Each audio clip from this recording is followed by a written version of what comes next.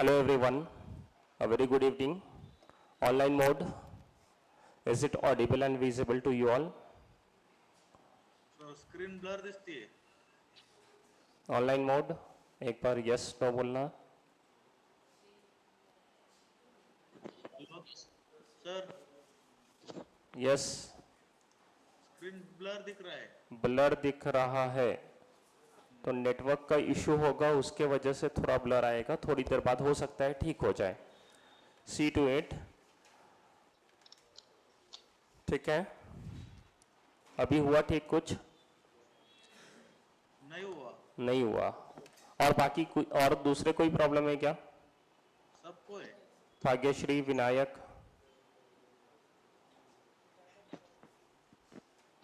Rupali, blur दिखता है सबको.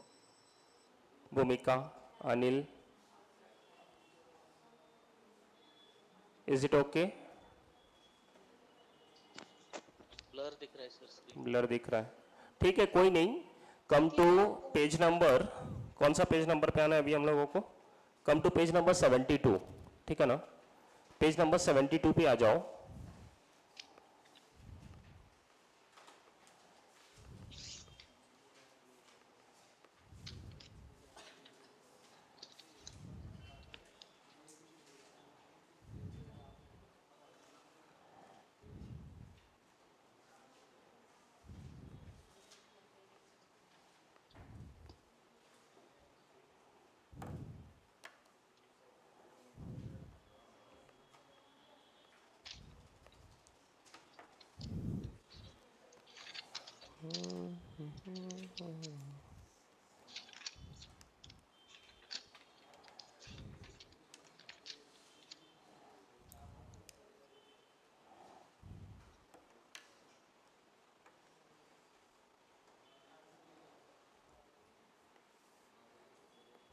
चलो, listen.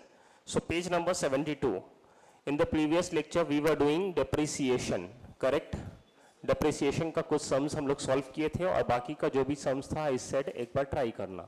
Hopefully you all have not tried. Not tried या tried? ट्राई किए हो कि नहीं किए हो? प्लीज कर लेना ट्राई, इट इज इंपॉर्टेंट. ठीक है ना? Now today we will be coming on page number 72 and today we will see rectification of errors. उसके ऊपर भी कुछ है, उसके ऊपर भी कुछ है. Provision for discount on debtors, मतलब ये है रिलेटेड विद बैड डेट. फिर उसके बाद reserve for discount on debtors, reserve for doubtful debt and reserve और provision for discount on creditors भी है. ठीक है ना? तो ये चार टॉपिक जो है छोटा छोटा that we are skipping for time being, और जब हम लोग फाइनल अकाउंट करेंगे तो वहां पे इसको हम लोग एनालाइज करेंगे. आया बात समझ में? तो उससे पहले we are doing rectification of error. ये थोड़ा टाइम लेंगे अभी हम, और उसके बाद फिर today we will be starting with the new chapter that is final account. ठीक है ना? Done? Online mode, is it okay? Old book चा पेज नंबर काय आहे? पेज नंबर 72 तो मेरे बुक में दिख रहा है, आप लोगों के बुक में 65. एक बार अगर बुक में देखो तो किसी बुक में 65 नंबर पेज 65 पेज नंबर पे आ जाओ. ठीक है ना? Over there we will see rectification entries. अब ये क्या है, अब सुनो. So over here today we are starting rectification entries. Rectification actually में ये जो है पूरे एक चैप्टर है जिसको बोला जाता है रेक्टिफिकेशन ऑफ एरर्स. आया बात समझ में? अब ये रेक्टिफिकेशन ऑफ एरर्स, ये एरर्स होता क्या है? What is errors? एरर्स का मतलब क्या? Mistakes we can say. बराबर है. तो कुछ मिस्टेक्स जो होता है हम लोगों से वाइल प्रिपेयरिंग और वाइल मेकिंग अकाउंट्स. जब आप अकाउंटिंग करते हो तो उस समय पे हो सकता है कि आपसे कुछ गलती हो जाए, और ये जो गलती होता है उसे बोला जाता है एरर्स. आया बात समझ में? अब इसी एरर्स को करना क्या है? We have to rectify it. और रेक्टिफाई का मतलब क्या होता है? रेक्टिफाई का मतलब सुधारना, जिसको हम लोग बोल सकते हैं करेक्शन। तो करेक्शन करना है मिस्टेक्स को, इसी को बोलते हैं रेक्टिफिकेशन ऑफ एरर्स। आया बात समझ में? तो अब ये सुधारेंगे कैसे? तो उसके लिए we have to pass some entries, we have to pass journal entries. और जो जर्नल एंट्री हम लोग पास करेंगे, उस जर्नल एंट्रीज को हम लोग बोलेंगे रेक्टिफिकेशन एंट्रीज, या फिर उसको रादर बोलेंगे हम लोग रेक्टिफाइड एंट्रीज। तो रेक्टिफाइड एंट्रीज हम लोगों को पास करना होता है। तो जब हम लोग रेक्टिफाई एंट्री या रेक्टिफिकेशन एंट्रीज हम लोग पास करेंगे, इसका मतलब ये होगा कि जो गलती हुआ है वो गलती हम लोग सुधार दिए हैं। आया बात समझ में? अब एक बात बताओ, ये गलती होने का चांसेस क्यों है? What might be the reason कि ये गलती हो हम लोगों से? गलती तो जो नॉर्मल लाइफ में होता है वो डिफरेंट है, ये अकाउंटिंग के रिलेटेड गलती। तो अकाउंटिंग के रिलेटेड गलती क्यों हो सकता है?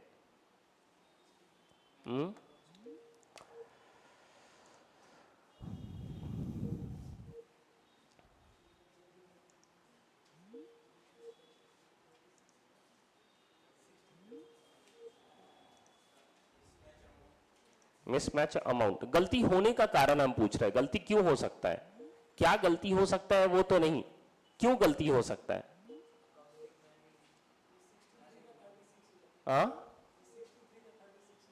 कभी 63 का 36 हो जाता है, बराबर है, तो ये गलती हो रहा है। बट हम वो नहीं पूछ रहे ये गलती क्यों होता है। आदमी से गलती होता है, वाह सही जवाब है यार, आदमी से गलती होता है। बट मेरा बच्चा किधर चला गया यार, इन लोग ऐसे क्या प्रॉब्लम हुआ? OMG, 2 मिनट रुको। या फिर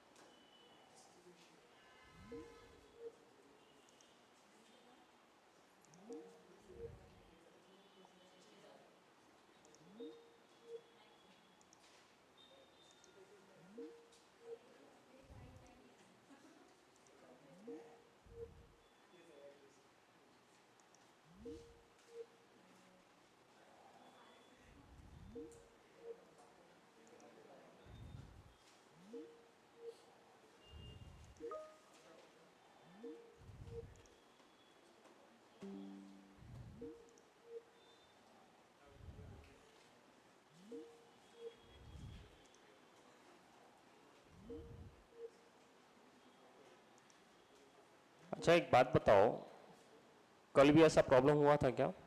कल परसों तो व्हाट हैपेंड? हम लोग क्या किए फिर उस टाइम पे? कुछ भी नहीं। क्या हुआ बोलना।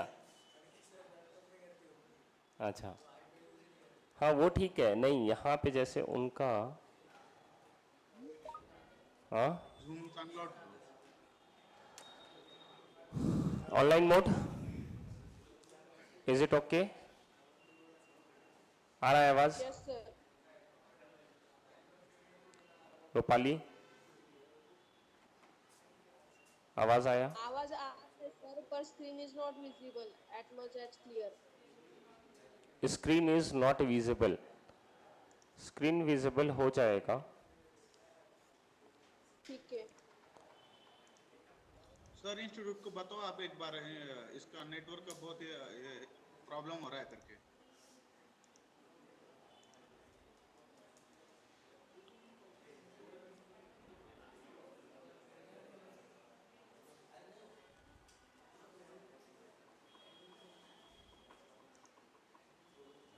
चलो, is it done?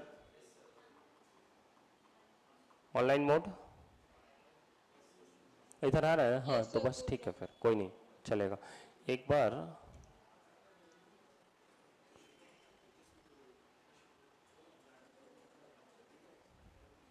sir, in our books rectification entries are not.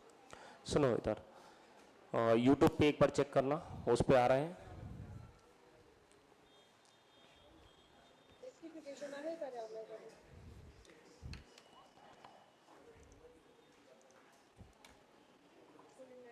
Screen भी ओके है, डन ना? Yes, चलो sir, सुनो, okay. लीव इट, आया सही। सुनो अब listen, so we were discussing के रेक्टिफिकेशन ऑफ एंट्रीज। तो रेक्टिफाई करना है हम लोगों को यहाँ पे एरर्स को, ठीक है ना? अब ये जो एरर्स होता है ये क्यों हो सकता है? ये हो सकता है just because of lack of knowledge. हो सकता है कि जो अकाउंटिंग कर रहा है उसके पास नॉलेज ना हो, जिसके वजह से ये गलती होने का चांसेस है। और ह्यूमन एरर तो है, वो तो है ही है, इंसान है, गलती हो सकता है। तो ये कारण है जो गलती हो सकता है। अब एक बात बताओ, गलती तो हो सकता है बट इसको सुधारना क्यों? व्हाट इज द रीजन कि हम लोगों को यहाँ पे इस गलती को सुधारना, रेक्टिफाई क्यों करना?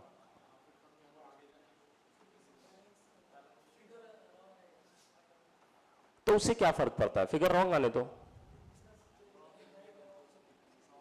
प्रॉफिट पे इंपैक्ट पड़ेगा, प्रॉफिट मेरा गलत निकलेगा, और ये जो प्रॉफिट गलत निकलेगा तो उससे डिसीजन भी गलत लिया जाएगा। इसके वजह से we have to rectify the entries, rectify the errors. आया बात समझ में? इसलिए रेक्टिफिकेशन एरर पास कर, रेक्टिफिकेशन एंट्री पास करना पड़ेगा ताकि मेरा जो प्रॉफिट आए वो प्रॉफिट बराबर और सही करेक्ट प्रॉफिट निकाल सके, पता चल सके। फिर जो फाइनेंशियल पोजीशन है मेरा, बैलेंस शीट जो बनेगा, एसेट और लायबिलिटी, ये भी करेक्ट निकलना चाहिए। नहीं तो अगर मेरा एंट्री गलत हुआ तो उसके वजह से मेरा अकाउंट का बैलेंस गलत होगा, और अकाउंट बैलेंस अगर गलत हुआ तो वो रिफ्लेक्ट गलत करेगा, जिससे मेरा फाइनेंशियल पोजीशन भी गलत दिखेगा। आया बात समझ में? तो this is the reason why we have to rectify. Now coming to the types of error, कि हमारे पास कितने टाइप्स का एरर होते हैं। तो यहां पे नॉर्मली हम लोगों के पास 4 टाइप का एरर होता है, जो आप याद रखो। 4 टाइप के एरर। सबसे पहला जो एरर होता है उसे बोला जाता है एरर ऑफ, चलो यहां पे लिखा है एरर ऑफ प्रिंसिपल, तो बोलो एरर ऑफ प्रिंसिपल। फिर दूसरा है एरर ऑफ ओमिशन, फिर है एरर ऑफ कमीशन, एंड फिर आता है तुम्हारा कॉम्पेंसेटिंग एरर्स। आ रहा है बात समझ में? डन। अब एक एक करके समझते हैं ये क्या है। तो एरर ऑफ प्रिंसिपल, ये जो प्रिंसिपल है, ये प्रिंसिपल का क्या मतलब हो सकता है? ये प्रिंसिपल का मतलब क्या होता है?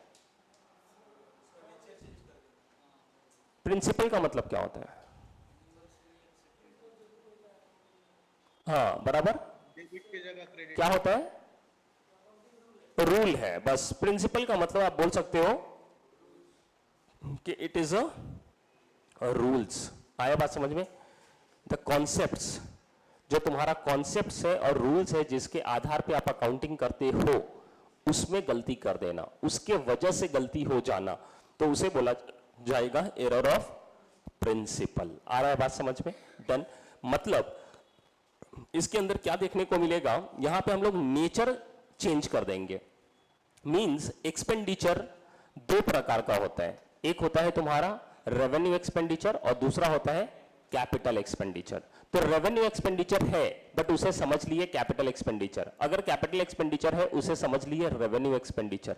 अगर ये रिसिप्ट के केस में चले जाओ तो रिसिप्ट भी 2 तरीके का हो सकता है, या तो कैपिटल रिसिप्ट या फिर रेवेन्यू रिसिप्ट। तो रेवेन्यू को कैपिटल समझ लिए, कैपिटल को रेवेन्यू समझ लिए। जब ऐसा समझ लिया जाता है और इसके बेसिस पे अकाउंटिंग कर दिया जाता है, एंट्री पास कर दिया जाता है और वो गलत हो जाता है, तो उसे बोला जाता है एरर ऑफ प्रिंसिपल। फिर आता है एरर ऑफ ओमिशन। ये जो ओमिशन आया है, this has come from the word omit, और ओमिट का मतलब होता है वॉमिट। वॉमिट होता है क्या? नहीं, ओमिट, ओमिट का मतलब हो गया छोड़ जाना या छोड़ देना, स्किप कर देना, तो इसको बोला जाता है ओमिट। मतलब पूरे तरीके से आप भूल गए हो और एंट्री पास नहीं किए हो, उसे बोला जाएगा ओमिट। आया बात समझ में? या उसे बोला जाएगा ओमिशन। अब ये जो ओमिशन है ये 2 प्रकार का हो सकता है, या तो आप पूरे तरीके से भूल सकते हो, या तो आधा भूल सकते हो, या थोड़ा थोड़ा भूल सकते हो। कहीं पे एंट्री हुआ, कहीं पे एंट्री नहीं हुआ, या फिर पूरे तरीके से कुछ भी एंट्री नहीं हुआ। तो अगर ऐसा कुछ होता है तो उसे बोला जाएगा एरर ऑफ ओमिशन। फिर आता है error of commission. Error of commission बहुत तरीके से हो सकता है, बहुत वजह से हो सकता है। एरर ऑफ कमीशन का मतलब ये गलती हुआ, बट ये जो गलती हुआ कैसा गलती हुआ, तो हेड चेंज कर देना, अकाउंट चेंज कर देना। लिखना था राम के अकाउंट में, लिख दिए श्याम के अकाउंट में। फिर उसका लिखना था 300, लिख दिए 3000। फिर उसका टोटलिंग में अगर गलती हो गया, ये सब गलती जितना भी इस टाइप का गलती होता है, that all come under error of commission. और जो लास्ट एरर होता है दैट इज कॉम्पेंसेटिंग एरर। जो कॉम्पेंसेटिंग एरर है दैट इज कॉम्पेंसेट कर देना, मतलब कॉम्पेंसेशन से आता है ये। कॉम्पेंसेट मतलब कॉम्पेंसेशन आपको दिया जाएगा, मतलब अगर आपसे आपका कुछ नुकसान हुआ, मान लो ये दूसरे तरफ हम ले जा रहे हैं, अगर कुछ नुकसान हुआ तो उसका भरपाई कर देना, उसे बोला जाता है कॉम्पेंसेशन। वहीं से आता है कॉम्पेंसेटिंग एरर, मतलब ऐसा गलती, मतलब दो या दो से ज्यादा गलती हुआ हमसे, और ऐसा गलती हुआ जिसके वजह से जो मेरा गलती है वो छुप गया। मतलब हमारे पास दो साइड होता है, one is debit and another one is credit. तो डेबिट में भी हमसे गलती हुआ और एग्जैक्टली उतना ही गलती मुझसे क्रेडिट में भी हो गया, तो जिसके वजह से डेबिट और क्रेडिट दोनों में गलती होने के वजह से ऐसा हुआ कि दोनों कॉम्पेंसेट हो गया, मतलब दोनों का जो इफेक्ट है दैट इज नील, उसके वजह से कोई फर्क नहीं पड़ा। That is known as compensating error. आ रहा है बात समझ में, अंडरस्टैंडिंग? चलो अब एक एक करके हम लोग देखते हैं। ये देख लो, अब ये चार्ट इंपॉर्टेंट है। पेज नंबर 73 मेरे हिसाब से, आपके हिसाब से 60 नहीं है ये चार्ट?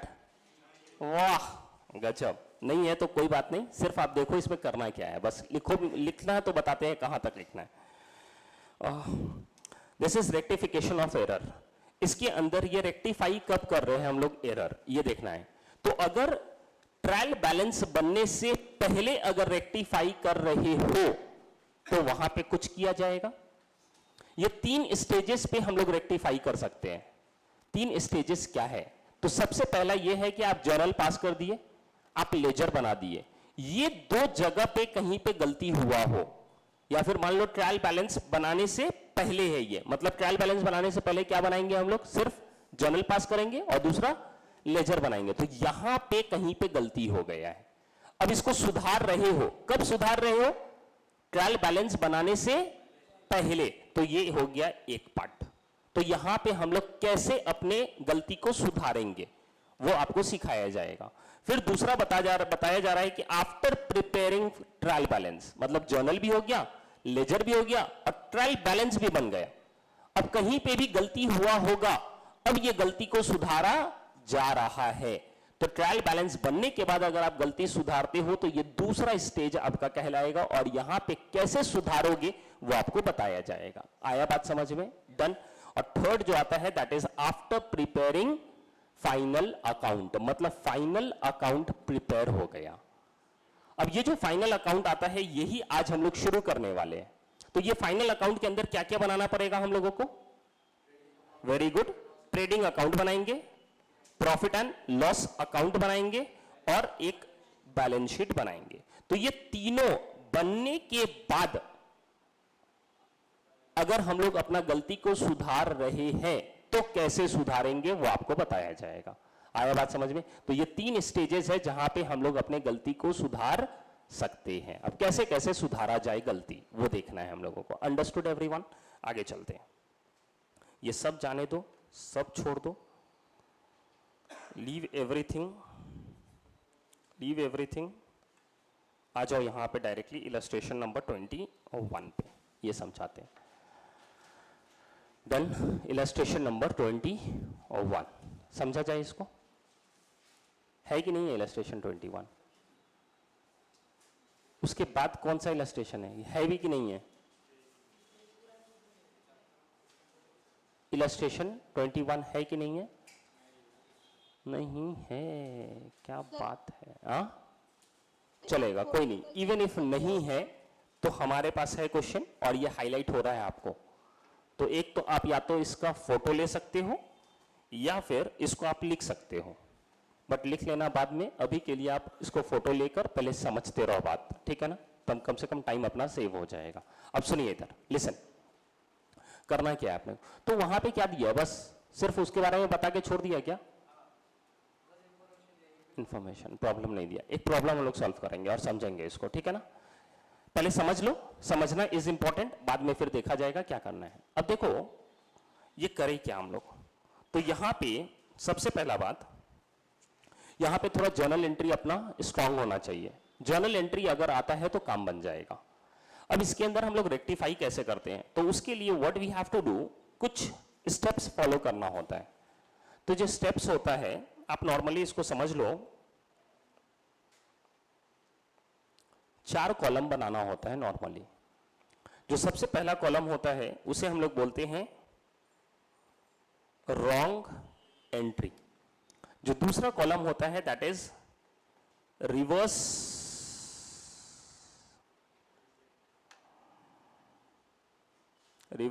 ऑफ रॉन्ग एंट्री,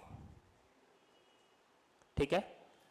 जो थर्ड कॉलम होता है उसे बोलते हैं करेक्ट एंट्री, और लास्ट जो होता है उसे बोलते हैं rectified entry.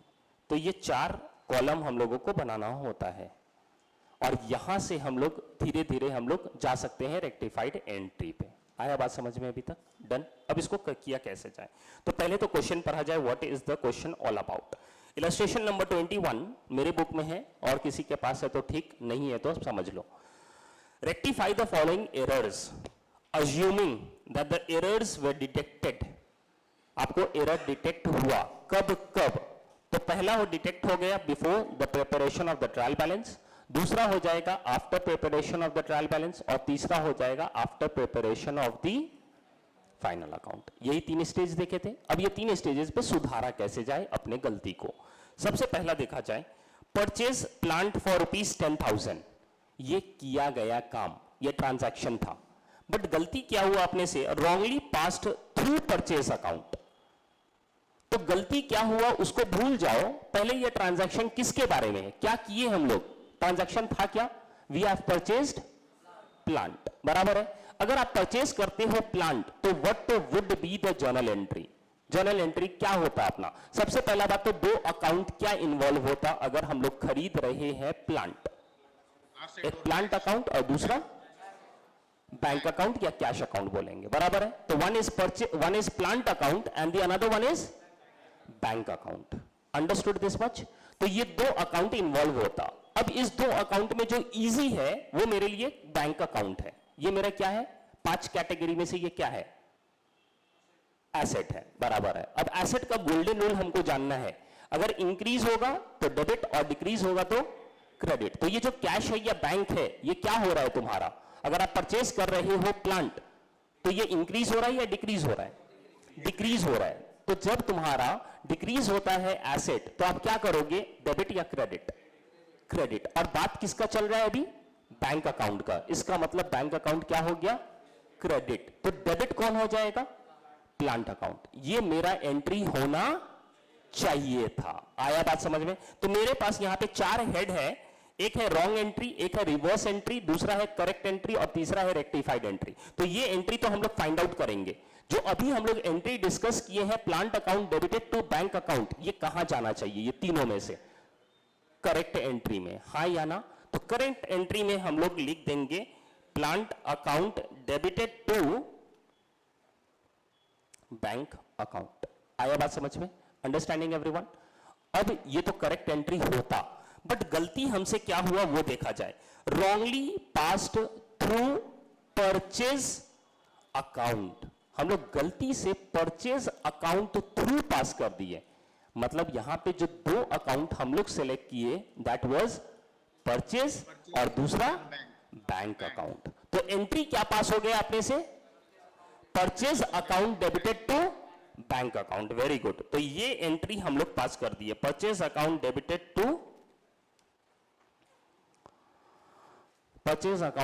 To bank account. आया बात समझ में, डन। अब अगर हम लोग स्टेप्स फॉलो करें तो क्या करना पड़ेगा, रिवर्स ऑफ रॉन्ग एंट्री, जो रॉन्ग एंट्री है उसका उल्टा कर दो। तो जो डेबिट में है उसको क्रेडिट करो, जो क्रेडिट में है उसे डेबिट करो। तो क्या हो जाएगा, bank account debited to purchase account. आया बात समझ में, डन। अब ये रेक्टिफाइड एंट्री कैसे निकालेंगे? तो ये रेक्टिफाइड एंट्री निकालने के लिए जो फॉर्मूला है that is reverse entry plus correct entry. Reverse entry plus correct entry मतलब रिवर्स एंट्री और करेक्ट एंट्री को प्लस कर दो, जोड़ दो। तो अब यहां से जोड़ा जाए तो यहां पे जो डेबिट डेबिट में है वो लिख दो, जो क्रेडिट क्रेडिट में है वो लिख दो। तो अगर लिखा जाए तो क्या लिखा जाएगा? बैंक अकाउंट डेबिट, फिर क्या है डेबिट में? Plant account debit to purchase account and to bank account. अगर जोड़ दिया जाए तो यही होगा। अंडरस्टूड? अब अगर ये एंट्री को सही से देखो तो यहां से कुछ कट रहा है क्या? कुछ कट सकता है क्या? यस, बैंक और बैंक कट सकता है सर। तो मेरा जो एंट्री जो बच गया वो क्या हो गया? Plant account debited to purchase account. तो ये हो गया तुम्हारा रेक्टिफाइड एंट्री। आया बात समझ में? अंडरस्टूड? तो यहां पे भी आप कट कर सकते थे। ये बैंक अकाउंट डेबिट है, ये बैंक अकाउंट क्रेडिट है, तो बचा क्या? डेबिट में बचा प्लांट अकाउंट, क्रेडिट में बचा परचेज अकाउंट। तो जो मेरा रेक्टिफाइड एंट्री होगा, जो रेक्टिफिकेशन एंट्री जिसको कहेंगे, that will be plant account debited to purchase account. तो यही एंट्री देखो यहां पे क्या लिखा है? Plant account debited to purchase account. आया बात समझ में? Understood everyone? डन। अब दूसरा जाते हैं। दूसरे साइड में what we have to do, अब ये जो after preparation of trial balance है, तो यहां पे what we have to do, ये याद रखना अभी कि जब after preparation of trial balance होगा तो यहां दो अकाउंट चेक करना। ये दो अकाउंट यहां पे इन्वॉल्व है। जब दो अकाउंट यहां पे इन्वॉल्व है तो सेम यही एंट्री आप यहां पे पास कर देना। अगर दो अकाउंट इन्वॉल्व नहीं होता तो कुछ करते हैं हम लोग, तो वो बाद में देखेंगे। अभी आप सिर्फ ये याद रखना कि अगर यहां पे दो एंट्री, दो अकाउंट अगर इन्वॉल्व है तो वही दो अकाउंट आप डायरेक्टली यहां पे लिख देना as it is. Understood this much? अब आता है तुम्हारा after preparation of trial balance, after preparation of final account.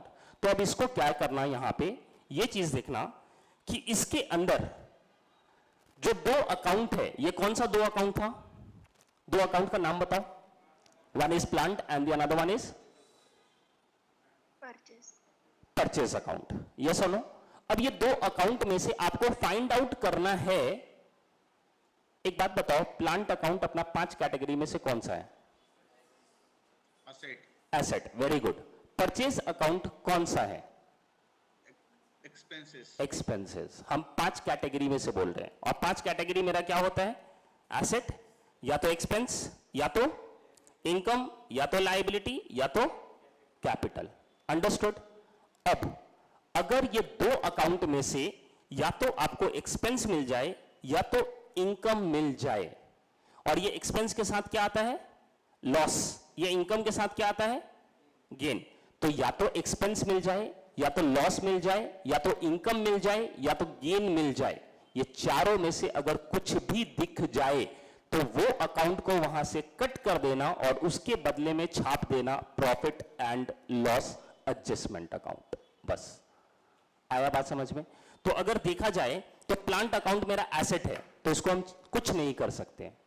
दूसरा जो अकाउंट है दैट वाज परचेज अकाउंट, और ये परचेज अकाउंट मेरा एक्सपेंस में फिट हो गया, तो बस अब ये परचेज नहीं लिखकर क्या लिख देंगे? Profit and loss adjustment account. बात खत्म। आया बात समझ में सबको? ये बात अभी तक डन? जितना समझाया जा रहा है पहले इतना आप समझ के लो, और उसके बाद फिर जैसे होगा फिर हम लोग डिटेल में जाएंगे। बट अभी पहले मेरा काम है कि आपको समझ में आ जाना चाहिए, आपका एग्जाम हो जाना चाहिए। अब इसके ऊपर ज्यादा बहस करेंगे तो बहुत टाइम लगेगा। सिर्फ इसको हम कैसे शॉर्ट बना सकते हैं, कैसे आपको याद हो सकता है और कैसे आप इसको काम कर सकते हो, वो चीज सिर्फ समझाना है मुझे। अंडरस्टैंडिंग? और फिर उसके बाद जब आपको और भी इच्छा हो तो एक बार खुद से ट्राई करो, नहीं समझ में आता है फिर आके पूछो कैसे कैसे क्या हो रहा है। आ रहा है बात समझ में? Coming to the next one. अब आते हैं दूसरा। अब सुनो इधर, sales day book was cast short by ₹1000। आया बात समझ में? तो sales day book was cast short by 1000, इसका मतलब क्या होता है? तो इसका मतलब ये होता है कि तुम्हारा जो सेल्स डे बुक है वो कास्ट है शॉर्ट। कास्ट शॉर्ट का मतलब, कास्ट का मतलब होता है टोटल, तो टोटल किया हुआ है शॉर्ट बाई 1000। आया बात समझ में? तो ये सेल्स डे बुक है, और सेल्स डे बुक है मतलब कौन सा अकाउंट है यहां पे, कौन सा अकाउंट होगा सेल्स डे बुक के लिए, कौन सा अकाउंट है ये, किसके कौन से अकाउंट से रिलेटेड है ये, सेल्स अकाउंट से रिलेटेड है। सेल्स डे बुक में हम लोग क्या रिकॉर्ड करते हैं, ऊपर हम लोग रीड किए थे सब्सिडियरी बुक। सब्सिडियरी बुक के अंदर आईसेट के सेल्स बुक होता है, सेल्स रिटर्न बुक होता है, परचेज बुक होता है, परचेज रिटर्न बुक होता है। तो सेल्स बुक में हम लोग क्या रिकॉर्ड करते हैं, क्रेडिट सेल्स रिकॉर्ड करते हैं। आया बात समझ में? तो जो क्रेडिट सेल्स हम लोग रिकॉर्ड कर रहे थे ना, उसके अंदर हम लोग सेल्स 1000 से कम रिकॉर्ड किए हैं। आया बात समझ में? डन। मतलब रिकॉर्ड कम नहीं किए हैं, कास्ट कम किए हैं। कास्ट का मतलब होता है टोटल कम कर दिए हैं। मतलब हो रहा था 10,000 बट हम लिखे कितना, सिर्फ 9,000। तो ये किसको इफेक्ट हुआ, सिर्फ और सिर्फ कौन से अकाउंट को इफेक्ट हो रहा है, सेल्स अकाउंट को इफेक्ट हो रहा है। आया ये बात समझ में अभी तक?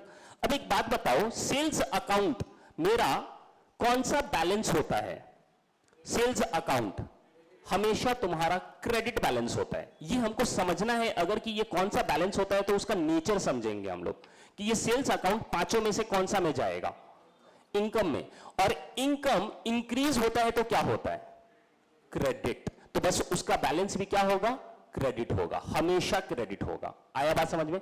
तो क्रेडिट बैलेंस होना चाहिए था 10,000 बट क्रेडिट बैलेंस हम कितना दिखा रहे हैं, 9,000। तो अब गलती को सुधारना है तो क्या करना पड़ेगा, मुझे 1000 हमको बढ़ाना होगा। तो 1000 बढ़ाने के लिए हम डेबिट करेंगे या क्रेडिट करेंगे, क्रेडिट करेंगे। आया बात समझ में? तो सेल्स अकाउंट को हम 1000 से क्रेडिट कर देंगे और ये लिखकर छोड़ देंगे, इसका कोई एंट्री नहीं होगा, जस्ट बिकॉज मेरा गलती जो हुआ है दैट इज वन साइडेड, एक जगह गलती हुआ है। तो इसका जर्नल एंट्री अभी हम लोग before preparation of trial balance में कुछ नहीं करेंगे। जर्नल एंट्री सिर्फ हम लोग वर्डिंग लिखेंगे एंड वी विल राइट के हम लोग सेल्स अकाउंट को 1000 से क्या कर देंगे, बढ़ा देंगे, बस। तो अब देखो वर्डिंग क्या लिखा है, sales account will be credited with ₹1000। अभी तक इतना समझ में आ गया? डन। अब after preparation of trial balance के अंदर हम क्या बोले थे, क्या देखना कि दो अकाउंट इन्वॉल्व था कि नहीं, है क्या यहां पे, नहीं, एक अकाउंट इन्वॉल्व है। कौन सा अकाउंट इन्वॉल्व है, सेल्स। और सेल्स का जगह कहां पे रख दिए हम, क्रेडिट। तो अब जो डेबिट छूट गया ना, इस जगह पे सस्पेंस लिख दो, जो भी साइड में नहीं आ रहा है वहां पे सस्पेंस लिख दो। तो एंट्री क्या बन जाएगा, suspense account debited to sales account. तो ये हो गया तुम्हारा दूसरा एंट्री। आया बात समझ में? डन अभी तक? अब इधर देखो, अब ये दो अकाउंट यहां पे इन्वॉल्व है। अब आफ्टर फाइनल अकाउंट वहां पे हम क्या बोले थे, दोनों का नेचर समझना। दोनों का नेचर में से पहले सस्पेंस अकाउंट है तो जैसे लिखा है वैसे रहने दो। अब दूसरा जो है सेल्स अकाउंट है, सेल्स अकाउंट का कैटेगरी कौन सा कैटेगरी में जाएगा, इनकम। तो इनकम है ये, और किसका किसका हम बात लिखे थे, एक्सपेंस हो या लॉस हो या इनकम हो या गेन्स हो, मतलब ये फिट हो रहा है। तो ये सेल्स को चेंज करके क्या लिख देंगे, profit and loss adjustment account, ये इधर लिख देने का, बात खत्म। Understood everyone? समझ में आया? शायद समझा पा रहे हैं, समझ रहा है, बस सिर्फ समझते रहो बस, और कुछ मत करो। अभी आगे चलो, दूसरा। अब आते हैं दूसरा, read this. Cash paid to mister X for 1000 was posted to his account as 100. Done. तो क्या हुआ, cash paid to mister X for ₹1000 was posted to his account as 100. अच्छा, ये पोस्टेड हुआ है, पोस्टेड बोले तो पोस्टेड, पोस्टेड कहां पे होता है।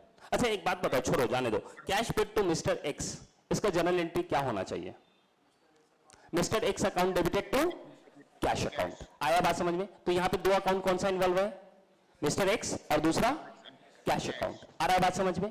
अब एक बात बताओ, मिस्टर एक्स क्या है, डेबिट या क्रेडिट, डेबिट, और कैश अकाउंट क्या हो रहा है, क्रेडिट। तो दो अकाउंट बनाना होगा, one is cash account and the another one is mister X account. अब ये दोनों जगह पे पोस्ट होना चाहिए, मतलब लेजर बनाना है अपने को। तो पोस्ट करते समय गलती क्या हुआ कि जो पर्सनल अकाउंट है, जो उसका अकाउंट है, तो हिज अकाउंट कौन सा हो जाएगा यहां पे? Mister x. तो मिस्टर एक्स के कौन से साइड में लिखना चाहिए हम लोगों को? डेबिट में। डेबिट में लिखना कितना चाहिए था? 1000, बट लिखे कितना हम लोग? 100। तो अब गलती जो हुआ है कौन से साइड में हुआ? डेबिट में। मतलब मिस्टर एक्स के डेबिट को और क्या करना पड़ेगा मुझे? 900 से बढ़ाना पड़ेगा। मतलब कौन सा साइड में? डेबिट साइड में। तो यहां पे अगेन गलती एक अकाउंट में सिर्फ हुआ है, तो again this is one sided गलती। तो इसलिए before preparation of trial balance में जर्नल एंट्री पास नहीं होगा, सिर्फ लिखा जाएगा यहां पे। आया बात समझ में? तो व्हाट वी विल डू कि यहां पे मिस्टर एक्स अकाउंट को डेबिट कर देंगे, और कितना से? 900 से। तो ये हो गया तुम्हारा इधर खत्म, डन। अब दूसरा, after preparation of trial balance, दो अकाउंट इन्वॉल्व है क्या? नहीं। तो यहां पे सस्पेंस अकाउंट आएगा। अब जब सस्पेंस अकाउंट आएगा तो कौन सा डेबिट या क्रेडिट, किसको हम फिक्स कर दिए हैं?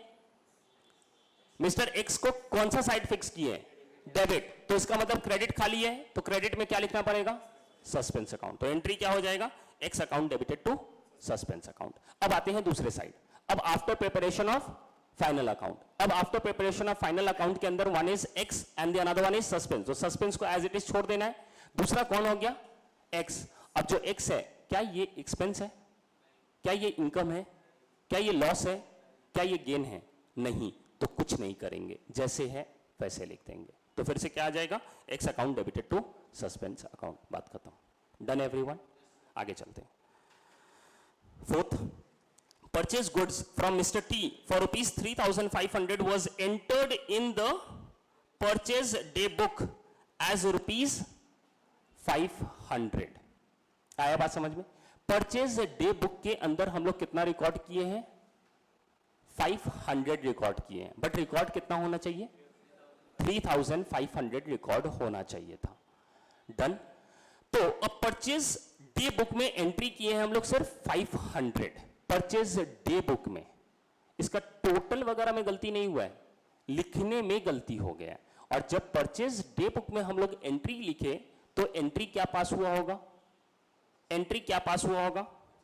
Very good. Purchase account debited to mister T account, बराबर। बट ये जो एंट्री हम लोग लिखे हैं यहां पे, मतलब परचेज बुक जो बनाए हैं वहां पे एंट्री कितना लिख दिए? अमाउंट कितना लिखे? 500 सिर्फ। बट हुआ कितने का था? 3,500 का हुआ था। आया बात समझ में? तो दोनों जगह पे गलती है। परचेज में भी 500 लिखाया है और मिस्टर टी को भी कितना लिखाया? 500। अब इसको सही करना है तो क्या करेंगे हम लोग? इंक्रीज करेंगे। परचेज को कितना से बढ़ाएंगे? 3,000 से। और मिस्टर टी को कितना से बढ़ाएंगे? 3,000। तो एंट्री क्या करेंगे? सेम यही एंट्री करेंगे, अमाउंट चेंज कर देंगे 3,000 एंड 3,000। आया बात समझ में? तो यहां पे देखो, purchase account debited to T account 3,000 and 3,000। अब दूसरे में दो अकाउंट इन्वॉल्व हुआ था, दो अकाउंट है इसके अंदर है, तो इसके अंदर जैसे है वैसे ही लिख देंगे। तो इधर वैसे ही आ गया। उसके बाद हम लोग चेक करेंगे कि दो अकाउंट में एक्सपेंस है क्या या कोई इनकम है क्या। तो चेक करो, परचेज, परचेज क्या है मेरा? एक्सपेंस, और एक्सपेंस है तो क्या लिख देंगे? Profit and loss adjustment. तो चेक करो यहां पे प्रॉफिट एंड लॉस एडजस्टमेंट लिखा है क्या? टी यहां पे लिखा है, तो टी ना ही एक्सपेंस है और ना ही इनकम है, तो जैसे है वैसे लिखेंगे। आ रहा है बात समझ में? Understanding everyone? डन। आगे चलो। Paid salary for 3,000 wrongly passed through wages account. बताओ इसका क्या एंट्री होना चाहिए? सैलरी आप पे कर रहे हो किसी को, बट गलती हो गया है, वेजेस अकाउंट के थ्रू पास हो गया है, तो एंट्री, करेक्ट एंट्री क्या होना चाहिए? Salary to bank. But entry क्या हो गया? वेजेस टू बैंक हो गया है। आया बात समझ में? तो अब इसको सुधारना है। कैसे सुधारेंगे हम लोग? किस पे गलती हुआ है? वेजेस में। तो वेजेस हम लोग डेबिट कर चुके हैं, तो ये गलती है। इसको सुधारने के लिए इसको हटाना है, तो इसको क्या कर देंगे? क्रेडिट। तो वेजेस हो गया क्रेडिट, और सही क्या था मेरा? सैलरी। तो सैलरी को क्या कर देंगे? डेबिट कर देंगे। तो salary account debited to wages account. तो चेक करो यहां पे, salaries account debited to wages account. आया बात समझ में? दो अकाउंट इन्वॉल्व है क्या यहां पे? है, तो यहां पे कोई भी चेंजेस नहीं होगा। थर्ड वाले में चेक करो, दोनों का अकाउंट का नेचर देखो। सैलरी क्या है मेरा, एक्सपेंस, चेंज होगा कि नहीं होगा, होगा। क्या लिख देंगे, प्रॉफिट एंड लॉस एडजस्टमेंट। नीचे वेजेस, वेजेस क्या है मेरा, अगेन एक्सपेंसेस, क्या नेचर चेंज होगा, yes, profit and loss adjustment account, बस डन। अब अगर रेक्टिफिकेशन का और भी आपको प्रैक्टिस करना है तो बताना, हम क्वेश्चंस भेज देंगे, आप प्रैक्टिस कर लेना, अंडरस्टूड। बट थोड़ा समझने के लिए इतना जरूरी था, कम से कम अब आप लिखने लायक हो सकते हो, कुछ ना कुछ तो कर सकते हो। अब जितना प्रैक्टिस करोगे उतना आपका आगे काम बन जाएगा, अंडरस्टूड एवरीवन। हम बस आगे आते हैं दूसरे टॉपिक पे, दैट इज, आ जाओ आगे। बीच में क्या आ रहा है चेक करो, अकाउंटिंग फॉर स्पेशल ट्रांजैक्शन, जो कि तुम्हारा बिल ऑफ एक्सचेंज है, कंसाइनमेंट है एंड जॉइंट वेंचर है। इसको यहां से स्किप करेंगे, पहले हम जाएंगे जो स्टार्टिंग से जैसे होता है, जैसे जर्नल हो गया अपना, लेजर हो गया, ट्रायल बैलेंस हो गया, उसके बाद क्या बनता है, फाइनल अकाउंट। तो अब हम लोग पहले टच करेंगे फाइनल अकाउंट और फिर घूम कर फिर हम लोग इधर आएंगे, कम से कम अपना series line by line complete होता रहेगा, अंडरस्टूड एवरीवन। आइए इसको स्किप कीजिए अभी।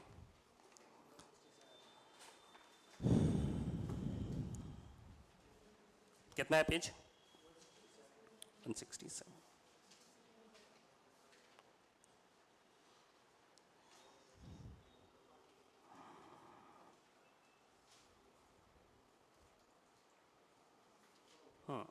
डन, अब आएगा शायद।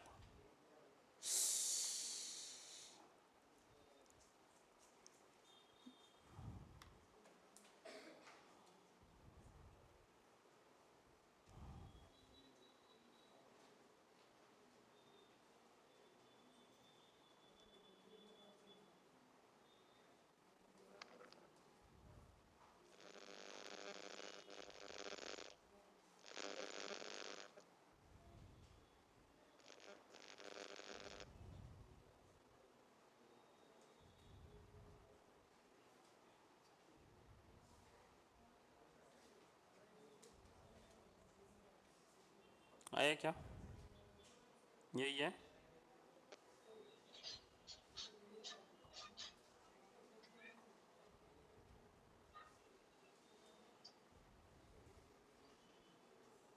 चलो listen now everyone Page number properly, 175. और सुनते रहो, सुनो इधर, यही है टॉपिक अपना, हाँ या ना। चलो अब सुनो, very very important, very very important. Preparation of final accounts of commercial organization, not for profit organization and from incomplete records. तो यहां पे जो अभी हम लोग पहले टॉपिक देखेंगे, that is preparation of final accounts of commercial organisation, ठीक है ना। बोले तो यहां पे हम लोगों को देखना है फाइनल अकाउंट, डन।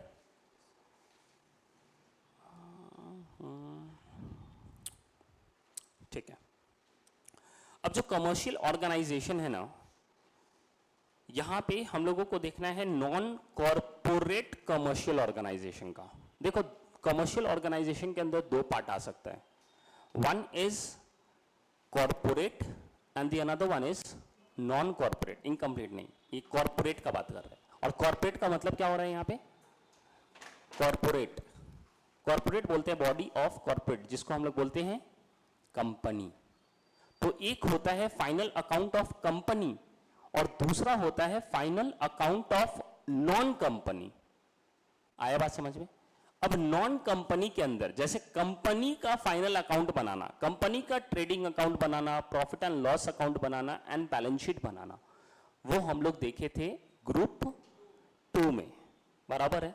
बट ये अब कंपनी का बात नहीं करेगा, अब कंपनी को छोड़कर जो भी ऑर्गेनाइजेशन, जो भी कंसर्न बिजनेस कर रहा है फॉर प्रॉफिट, प्रॉफिट कमाने के लिए कोई भी अगर बिजनेस कर रहा है, वो ऑर्गेनाइजेशन का हम लोगों को फाइनल अकाउंट बनाना है। और किसका, जो कंपनी नहीं है। तो जो कंपनी नहीं है तो वो क्या हो सकता है, वो हो सकता है फर्म। अब ये फर्म के अंदर भी कौन सा फर्म हो सकता है? या तो पार्टनरशिप हो सकता है, और अगर इससे और छोटे लेवल पे चले जाओ तो कौन हो जाएगा? प्रोप्राइटरशिप फर्म हो जाएगा। आया बात समझ में? तो अब हम लोगों को ये दोनों का देखना है यहां पे कि अगर कोई प्रोप्राइटरशिप फर्म है, कोई सोल प्रोप्राइटर है, तो उसका फाइनल अकाउंट कैसे बनेगा, और अगर कोई पार्टनरशिप फर्म है तो उसका फाइनल अकाउंट कैसे बनेगा, that we are going to see. आया बात समझ में? पहला तो ये क्लियर हो गया अभी तक? डन। अभी एकदम समझते रहना और सुनते रहना बहुत आराम से, और जितना अच्छा समझ लोगे उतना आसान हो जाएगा ये वाला आपका चैप्टर, और इसका सम्स एकदम मक्खन हो जाएगा। बट बशर्ते कि you have to understand it properly. जो बात बोला जाए भेजा में तो सब कुछ जाएगा जरूर, बट याद नहीं रहेगा। तो इट इज यू, आपके ऊपर है कि आपको जो लिखना है, जैसे लिखना है, जहां लिखना है, यू कैन राइट इट। आया बात समझ में? हम कुछ लिखवाने वाले नहीं है, जस्ट बिकॉज उतना टाइम अपने पास नहीं रहेगा कि हम बोलेंगे कि ये लिखो वो लिखो। तो हम सिर्फ बोलेंगे और आपको समझाएंगे और समझ करवाएंगे, बट अब लिखना it is up to you कि आपको जो समझ में आए, जो आपको नहीं पता है और वो इंपॉर्टेंट है, you can write it. Understood? Coming to this, अब सबसे पहला आता है प्रोप्राइटरी ऑर्गेनाइजेशन, मतलब ये सोल प्रोप्राइटर का बात कर रहा है, और हम लोग भी अभी पहले इसी को डिस्कस करेंगे। और ये डिस्कस हो जाएगा तो जैसे ही ये समझ में आ गया तो समझ लो अब पार्टनरशिप आपका कुछ भी नहीं है। वो हम नहीं भी समझाएंगे तो भी समझ में आ जाएगा, ऐसा है। तो फिर वो आपको समझ में आने लगेगा। Coming to the proprietary organisation. Proprietary organisation बोले तो यहां पे सोल प्रोप्राइटर, एक बंदा जो बिजनेस खुद चलाता है, अकेला बंदा जो सोल प्रोप्राइटर है, सिंगल ओनर है, वो अगर बिजनेस करता है और प्रॉफिट कमाने के लिए बिजनेस करता है तो वो भी बनाता है फाइनल अकाउंट। और फाइनल अकाउंट के अंदर जो हम लोगों को प्रिपेयर करना होता है दैट इज ट्रेडिंग अकाउंट, फिर दूसरा जो आता है that is profit and loss account, और जो तीसरा आता है दैट इज बैलेंस शीट। तो ये तीन चीज वी हैव टू प्रिपेयर। सबसे पहला बात तो आप ये समझो। Understood everyone? क्लियर है अभी? अब एक बात बताओ,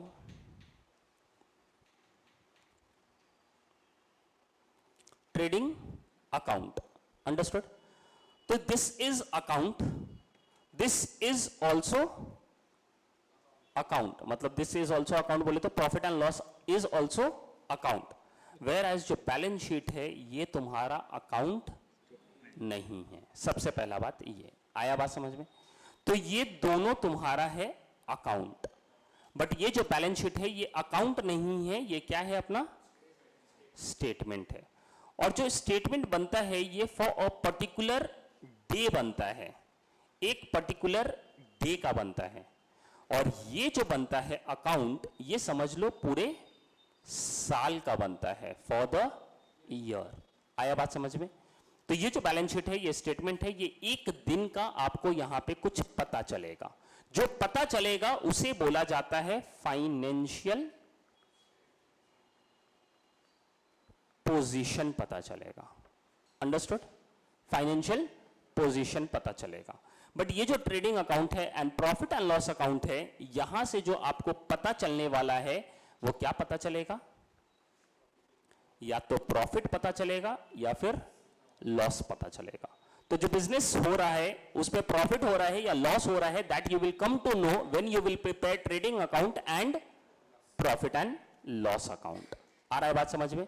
और जब बैलेंस शीट बनाओगे तो यहां से आपको सिर्फ फाइनेंशियल पोजीशन पता चलेगा कि आपके पास कितना एसेट है और कितना लायबिलिटीज है, कितना कर्ज है आपके ऊपर और कितना आपका संपत्ति है। ये आपको समझ में आएगा फॉर अ पर्टिकुलर डे में, वो आपको पता चलेगा विथ बैलेंस शीट। समझा ये बात? डन। अब ये जो ट्रेडिंग अकाउंट है,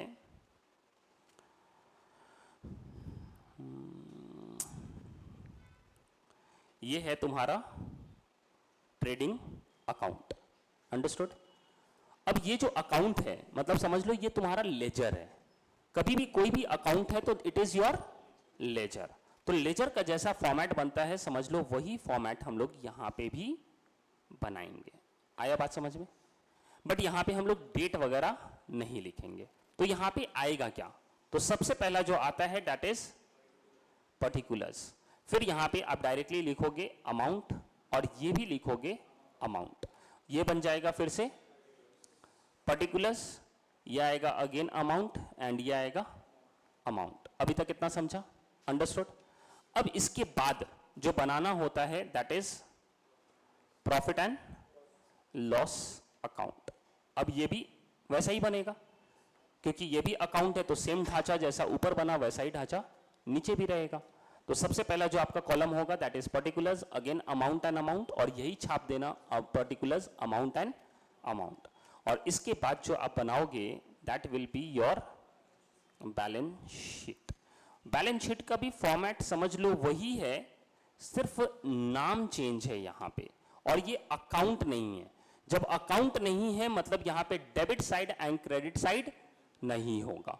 ऊपर अकाउंट है इसलिए ये साइड को डेबिट बोला जाएगा और दूसरे साइड को क्रेडिट बोला जाएगा, और same goes with trading account के जो लेफ्ट हैंड साइड है उसे डेबिट और जो राइट हैंड साइड है उसे क्रेडिट। अभी तक कितना समझ रहा है।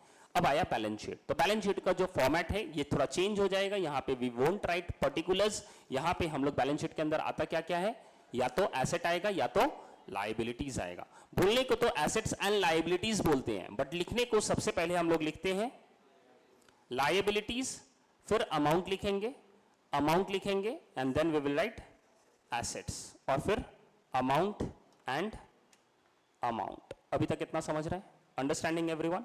तो ये तीन चीज we have to prepare, one is trading account, दूसरा है प्रॉफिट एंड लॉस अकाउंट, और तीसरा है balance sheet. Understanding. Online mode समझ रहा है आप लोगों को, हाँ या ना।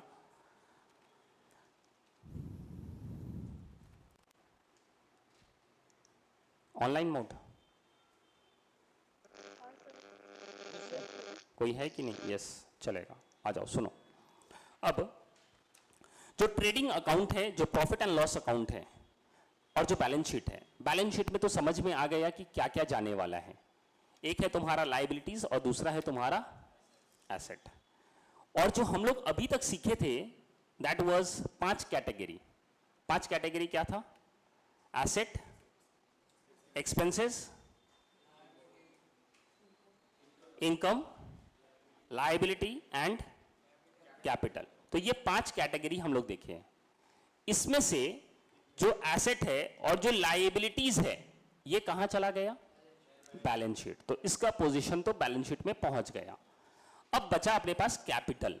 तो ये कैपिटल भी क्या है एक तरह से देखा जाए तो, this is also a liability. अब ये कैसे लायबिलिटी है, तो वी हैव टू सी कि ये जो कैपिटल है, ये कैपिटल क्या होता है। कैपिटल किसको बोलते हैं, जो ओनर्स कंट्रीब्यूट करता है बिजनेस में, बिजनेस को स्टार्ट करने के लिए और बिजनेस को एक्सपैंड करने के लिए जो ओनर अपना घर से खुद का पैसा लाकर बिजनेस में लगाता है, इन्वेस्ट करता है, उसे बोला जाता है कैपिटल। आया बात समझ में। और हम लोग जो ये अकाउंटिंग करते हैं ये सब किसके व्यू पॉइंट से करते हैं, बिजनेस के व्यू पॉइंट से। तो बिजनेस के लिए ये जो कैपिटल मिला है उसके ओनर से, वो बिजनेस के ऊपर क्या हो गया, लायबिलिटीज हो गया, कर्ज हो गया। इसलिए ये कैपिटल भी तुम्हारा क्या है, लायबिलिटीज ही है। तो ये कहां चला जाएगा, अगेन बैलेंस शीट। आया बात समझ में, बैलेंस शीट में लायबिलिटी साइड में चला जाएगा। तो ये 3 तो यहां से हट गया। अब मेरे पास बचा एक्सपेंस और मेरे पास बचा इनकम। और ये जो एक्सपेंसेस है या फिर लॉसेस है या इनकम है या गेन्स है, इसका पोजीशन है या तो ये ट्रेडिंग अकाउंट में जाएगा या फिर ये प्रॉफिट एंड लॉस अकाउंट में जाएगा। आया बात समझ में, डन। अब ये जो ट्रेडिंग अकाउंट है, प्रॉफिट एंड लॉस अकाउंट है, इसका जो नेचर होता है दैट इज नॉमिनल नेचर का होता है ये अकाउंट। और नॉमिनल नेचर का मतलब हो गया, नॉमिनल अकाउंट अगर हम लोग देखें तो उसका गोल्डन रूल क्या था, debit all expenses and losses and credit all incomes and gains. तो इसके अंदर आया क्या, एक्सपेंसेस आया, लॉसेस आया, इनकम आया एंड गेन आया। तो इसलिए ये trading account and profit and loss account में यही 4 चीज जा सकता है, इसके अलावा कुछ नहीं जाएगा। अंडरस्टूड। तो ये जाएगा या तो एक्सपेंसेस, या तो लॉसेस, या तो इनकम, या तो गेन्स। Understood everyone? क्लियर है अभी तक? अब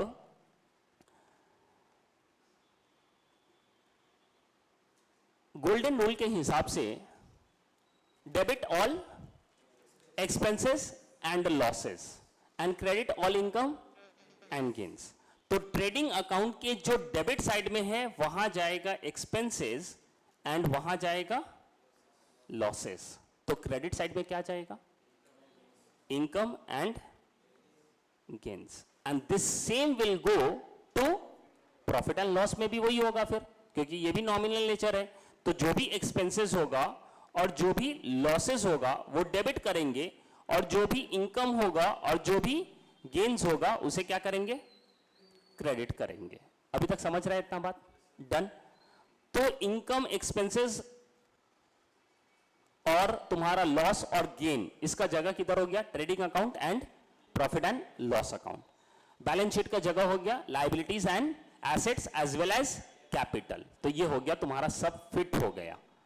अब प्रॉब्लम ये हो रहा है, अच्छा छोड़ो, उससे पहले ट्रेडिंग अकाउंट है। ट्रेडिंग अकाउंट में क्या क्या जा रहा है? Expenses and income. लॉस और गेन को अभी रहने दो, वो तो साथ साथ अटैच रहेगा। तो हम लोग एक्सपेंसेस एंड इनकम का बात कर रहे हैं। इनकम कौन से साइड में लिखोगे?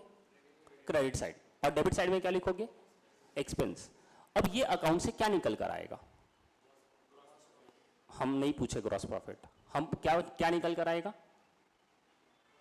तुम्हारे पास इनकम है और एक्सपेंसेस है, तो अगर इनकम ज्यादा है और एक्सपेंस कम है तो क्या होगा? अपने को प्रॉफिट होगा। बात खत्म?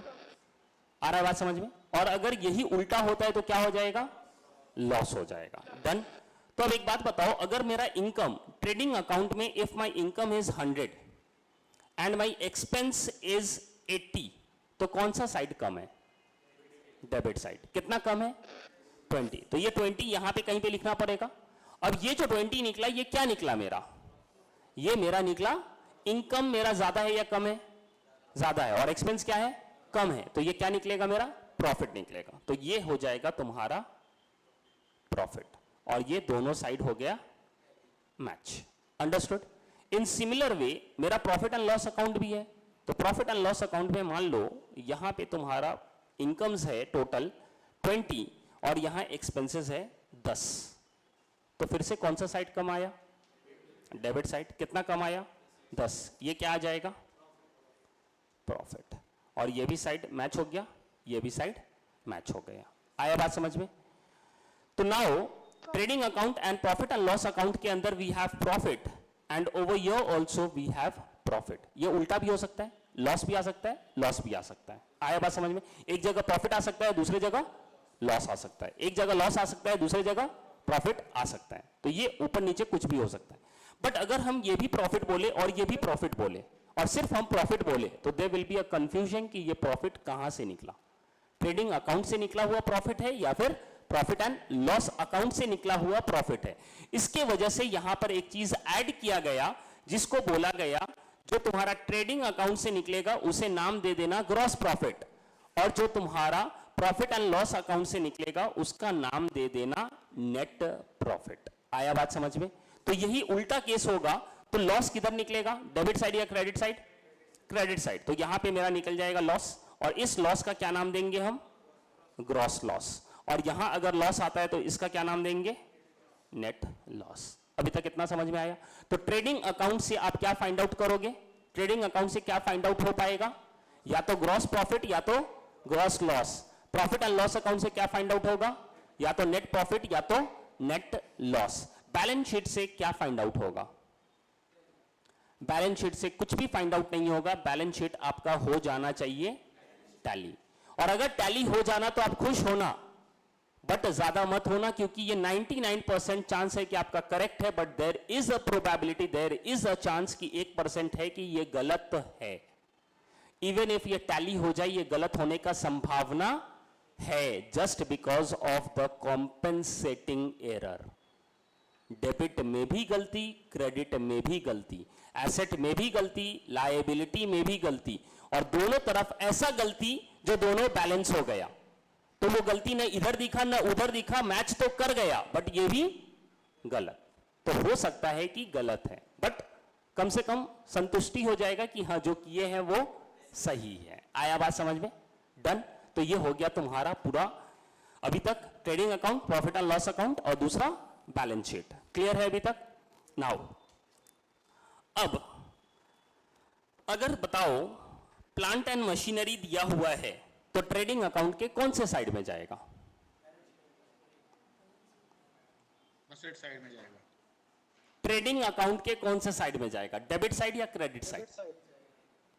प्लांट एंड मशीनरी ये मेरा एसेट है, तो ना ही ये ट्रेडिंग अकाउंट में जाएगा, ना ही ये प्रॉफिट एंड लॉस अकाउंट में जाएगा, ये जाएगा तुम्हारा बैलेंस शीट के एसेट साइड। बैलेंस शीट में गलती से भी मत बोलना डेबिट साइड या क्रेडिट साइड, वहां बोलना लायबिलिटी साइड या फिर एसेट साइड। आ गया बात समझ में अभी तक? डन। अब ये तो आसान था। लैंड एंड बिल्डिंग ये कहां जाएगा? ये भी एसेट जाएगा। क्रेडिटर्स ये कहां जाएगा? ये मेरा जाएगा लायबिलिटीज।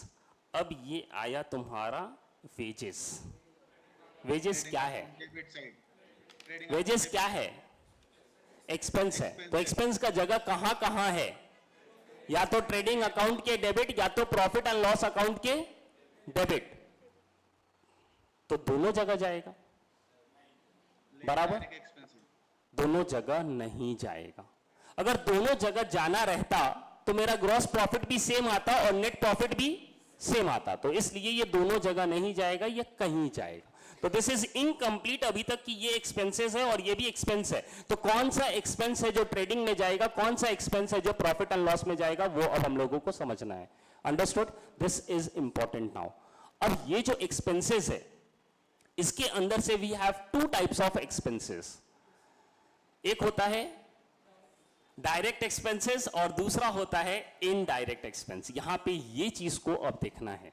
तो जो डायरेक्ट एक्सपेंसेस होता है वो जाएगा तुम्हारा ट्रेडिंग अकाउंट में, और जो तुम्हारा इनडायरेक्ट एक्सपेंस होता है वो जाता है प्रॉफिट एंड लॉस अकाउंट के डेबिट साइड में।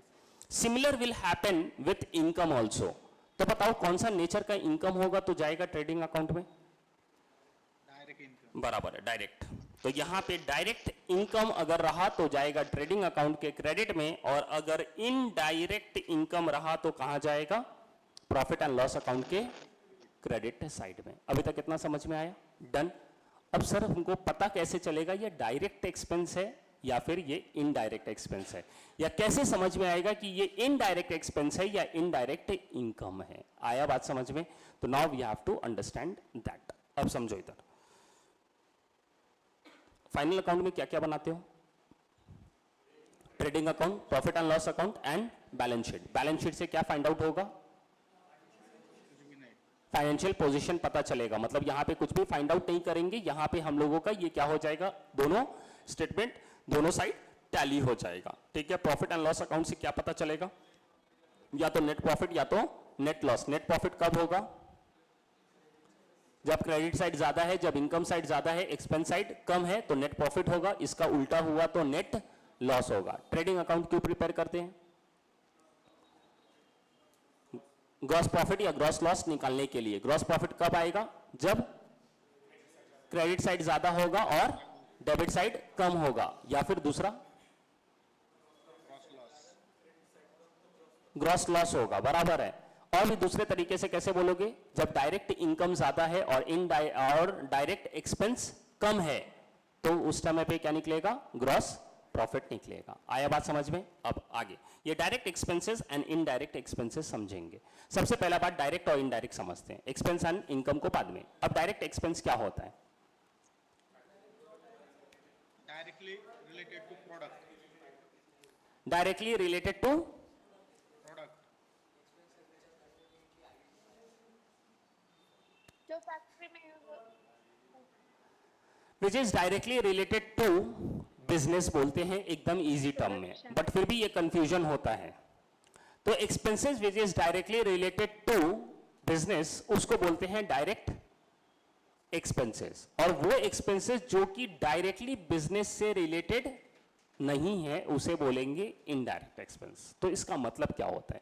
तो आप मतलब के लिए ये समझना कि जो प्रोडक्शन से रिलेटेड है, जो प्रोडक्शन करने तक, सेल करने तक का जो भी खर्च है, और जो डायरेक्टली प्रोडक्ट से रिलेटेड है, जिस चीज में आप डील करते हो, या तो उसका आप ट्रेडिंग बिजनेस कर रहे हो या फिर उसका मैन्युफैक्चरिंग कर रहे हो, तो मैन्युफैक्चरिंग करने तक का खर्च, या फिर आप उसको बोल दो कि जो गुड्स बेच रहे हो, ट्रेडिंग कर रहे हो तो सिर्फ खरीदोगे और बेचोगे, तो खरीदने तक, बेचने तक का जो खर्च है, मतलब जो प्रोडक्ट बनाने तक का जो खर्च है, दैट खर्च is known as direct expenses. आया बात समझ में? और वो खर्च जिससे प्रोडक्शन से कोई लेना देना नहीं है, मतलब ये खर्च हो या ना हो उससे प्रोडक्शन पे कोई फर्क नहीं पड़ेगा, that will be classified as indirect expenses. बात खत्म। आया बात समझ में अभी तक? ओवरऑल अभी हम लोग बहुत सारा डिस्कस करेंगे इसमें, तो और भी क्लैरिटी आने लगेगा। अब दूसरा, डायरेक्ट इनकम या इनडायरेक्ट इनकम। तो इनकम के अंदर जो आप डायरेक्टली जिस चीज में आप इन्वॉल्व हो, जिस चीज का बिजनेस कर रहे हो, उसको बेचकर जो कमा रहे हो, that is your direct income. और अगर उसके अलावा जिस चीज का तुम्हारा मेन बिजनेस है, वो बिजनेस, जैसे मान लो मेरा बिजनेस है फैन बेचने का, तो हम फैन खरीदते हैं और फैन बेचते हैं। तो अगर हम फैन खरीद रहे हैं और फैन बेच रहे हैं, तो ये मेरा कौन सा एक्सपेंस और कौन सा इनकम है? डायरेक्ट एक्सपेंस है और डायरेक्ट इनकम है। आया बात समझ में? बट अभी मेरा फैन नहीं बेच रहे हैं हम, मतलब फैन बेचने का बिजनेस है, बट फैन बेचने से हमको फायदा नहीं हो रहा है, इनकम नहीं हो रहा है, बल्कि मेरा पैसा कुछ पड़ा हुआ है बैंक अकाउंट में और वहां से मुझे मिल गया इंटरेस्ट। तो वो भी तो मेरा कमाई हुआ, वो भी तो मेरा इनकम है, बट ये मेरा डायरेक्टली बिजनेस से रिलेटेड नहीं है। तो उस टाइप के इनकम को क्या बोल देंगे? इनडायरेक्ट इनकम बोल देंगे। आया बात समझ में अभी तक? डन। अब बहुत सारा एग्जांपल्स अभी हम लोग देखेंगे आगे, तो अपने आप समझ में आ जाएगा। मोटा मोटी आप बस याद रखो कि जो भी फैक्ट्री रिलेटेड खर्च है, that will come in trading account, और जो भी ऑफिस रिलेटेड खर्च है, that will come in profit and loss account. अब जो भी खर्च है वो या तो डेबिट साइड आएगा, क्रेडिट साइड तो आ ही नहीं सकता है, हमेशा डेबिट साइड आएगा, क्योंकि ये तुम्हारा खर्च है या फिर नुकसान है, तो ये आएगा तुम्हारा डेबिट साइड। हाँ, ये हो सकता है कि या तो वो ट्रेडिंग अकाउंट के डेबिट में आए या फिर प्रॉफिट एंड लॉस अकाउंट के डेबिट में आए। आया बात समझ में? Understood this much? तो ये हो गया तुम्हारा direct expense, direct income, indirect expense, indirect income, trading account, profit and loss account and balance sheet. और उसके अंदर gross profit, gross loss, net profit, net loss and assets and liability tally. Understood this much? अब ये जो पूरा process है, अब हम लोगों को सम्स दिया रहेगा, और वो सम्स से हम लोगों को बनाना है ट्रेडिंग अकाउंट, फिर बनाना है प्रॉफिट एंड लॉस अकाउंट, और फिर बनाना है बैलेंस शीट। तो सबसे पहले तो यही बनेगा, दूसरा ये बनेगा, और तीसरा ये बनेगा। बट हम लोग जो बनाएंगे वो तीनों साथ में बनाएंगे। हम लोग पहले एक को कंप्लीट करके दूसरा, दूसरा को कंप्लीट करके तीसरा, ऐसा नहीं बनाएंगे। वी विल मेक टुगेदर, साथ में ही बनाया जाएगा तीनों को, और एक बार में ही बनाया जाएगा, और ऐसा बनाया जाएगा जो एक बार में ही मेरा आंसर करेक्ट आ जाए। आया बात समझ में? Understood everyone? अब ये कैसे होगा वो हम लोग देखेंगे।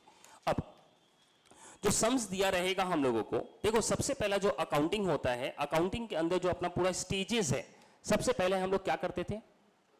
रिकॉर्डिंग करते थे, और वो कहां पे होता था? जर्नल में होता था। आया बात समझ में? उसके बाद क्या होता है? लेजर बनता था। उसके बाद क्या बनता है? ट्रायल बैलेंस बनता है, और ट्रायल बैलेंस के बाद क्या बनता है? फाइनल अकाउंट बनता है। ये फाइनल अकाउंट के अंदर तीनों चीज आ जाता है, trading account, profit and loss account and balance sheet. Understood? तो ये पूरा हम लोगों का सीक्वेंस है। तो हम लोगों को दिया रहे, और ये जर्नल कहां से बनाते हैं हम लोग? जर्नल किसके बेसिस पे बनाते हैं? ट्रांजैक्शंस के। तो हम लोगों को एग्जाम में दिया रहेगा ट्रांजैक्शंस, वो ट्रांजैक्शन का जर्नल एंट्री पास करना होगा, जर्नल एंट्री पास करके लेजर बनाना होगा, लेजर बना के ट्रायल बैलेंस बनाना होगा, ट्रायल बैलेंस बनाने के बाद ट्रेडिंग अकाउंट, फिर प्रॉफिट एंड लॉस अकाउंट, फिर बैलेंस शीट। इतना लंबा प्रोसेस करना पड़ेगा, जो कि अभी नहीं पूछा जाएगा। सिर्फ आपको फाइनल अकाउंट बनाने से पहले क्या बनता है? Trial balance. मतलब यहां से आपका क्वेश्चन स्टार्ट हो जाएगा। तो you will be given trial balance only, और ट्रायल बैलेंस के साथ आपको कुछ एडजस्टमेंट्स दिया रहेगा, जिसका इफेक्ट हम लोग नहीं किए हैं अभी तक बुक्स में, तो वो इफेक्ट हम लोगों को करना पड़ेगा। तो ट्रायल बैलेंस प्लस कुछ एडजस्टमेंट दिया रहेगा, ये दोनों के बेसिस पे हम लोगों को फाइनल अकाउंट बनाना है, मतलब trading account, profit and loss account and balance sheet बनाना है। आ रहा है बात समझ में? Understanding everyone? अब ये ट्रायल बैलेंस तो दिया है, अब ट्रायल बैलेंस को हम लोग कैसे कैसे कहां पे पोस्ट करेंगे वो बात समझेंगे, बट उससे पहले हम लोगों को बनाना क्या है फाइनल अकाउंट के अंदर? Trading account, profit and loss account and balance sheet. पहले चलते हैं ट्रेडिंग अकाउंट में। आ जाओ बुक में। ट्रेडिंग अकाउंट कहां पे दिया है? देखो मिला क्या ट्रेडिंग अकाउंट कहीं पे? पहले इसको डिस्कस करेंगे अब कि ट्रेडिंग अकाउंट में जाएगा क्या क्या। अंडरस्टूड एवरीवन अभी तक? तो अब बताओ आप लोग अपने हिसाब से ट्रेडिंग अकाउंट के अंदर हम लोग क्या क्या रिकॉर्ड करेंगे? What we will record in trading account, जो अभी तक पढ़े हो उसके हिसाब से। हम सिर्फ पूछे क्या क्या रिकॉर्ड करोगे। आई डेंट सेड कि हमको किसी का एग्जाम्पल दो या ये अकाउंट वो अकाउंट जाएगा। क्या जाएगा तुम्हारा ट्रेडिंग अकाउंट में? नहीं। हाँ, नहीं, डायरेक्ट एक्सपेंसेस जाएगा। और क्या जाएगा? डायरेक्ट इनकम जाएगा। बराबर, बस इस पे हमको ज्यादा फोकस करना है। Direct expenses and direct income जाएगा। और इसके साथ साथ और एक चीज जाएगा जिसको हम लोग बोलते हैं स्टॉक का इनफ्लो एंड आउटफ्लो। जो भी मेरे पास स्टॉक है उसका इनफ्लो एंड आउटफ्लो भी है, वो भी हम लोग मेंटेन करेंगे इन ट्रेडिंग अकाउंट। आया ये बात समझ में अभी तक? डन। तो अब इसमें हम लोग रिकॉर्ड कैसे करेंगे, कैसे कैसे कहां पे क्या जाएगा? तो सबसे पहले ओपनिंग स्टॉक अगर कुछ दिया हुआ है तो वो आपका जाएगा कहां पे? ट्रेडिंग अकाउंट के डेबिट साइड में। आया बात समझ में? तो ओपनिंग स्टॉक तुम्हारा चला जाएगा ट्रेडिंग अकाउंट के डेबिट साइड में। अब ये ना ही तुम्हारा डायरेक्ट एक्सपेंस में जाएगा ना ही डायरेक्ट इनकम है, ये जो है मेरा स्टॉक का हिसाब किताब है। और स्टॉक का हिसाब किताब भी किधर करना है हम लोगों को? ट्रेडिंग अकाउंट में ही करना है। तो ट्रेडिंग अकाउंट में सबसे पहला जो डेबिट साइड में जाएगा दैट इज ओपनिंग स्टॉक। अब ये तुम्हारे पास स्टॉक पहले से था, मेरे पास 50 फैन पहले से था, और फैन हम मान लो परचेज करते हैं 100 फैन, तो टोटल फैन कितना हो जाएगा? 150 फैन हो जाएगा। आया बात समझ में? तो अगर हम परचेज करते हैं और 100 फैन, तो मेरा स्टॉक बढ़ेगा या घटेगा? बढ़ेगा। तो डेबिट में लिखना चाहिए या क्रेडिट में लिखना चाहिए? अगर मेरे पास 100 रुपया जेब में है तो इसमें और 100 रुपया ढालना होगा तो ये बढ़ेगा, या इसमें से पैसा निकालना होगा तो बढ़ेगा? क्या करना पड़ेगा इसमें? और पैसा रखना पड़ेगा। तो अभी जो ओपनिंग स्टॉक है वो कौन से साइड में है? डेबिट साइड में। तो जाहिर सी बात है उसको अगर बढ़ाना है तो और कहां लिखोगे?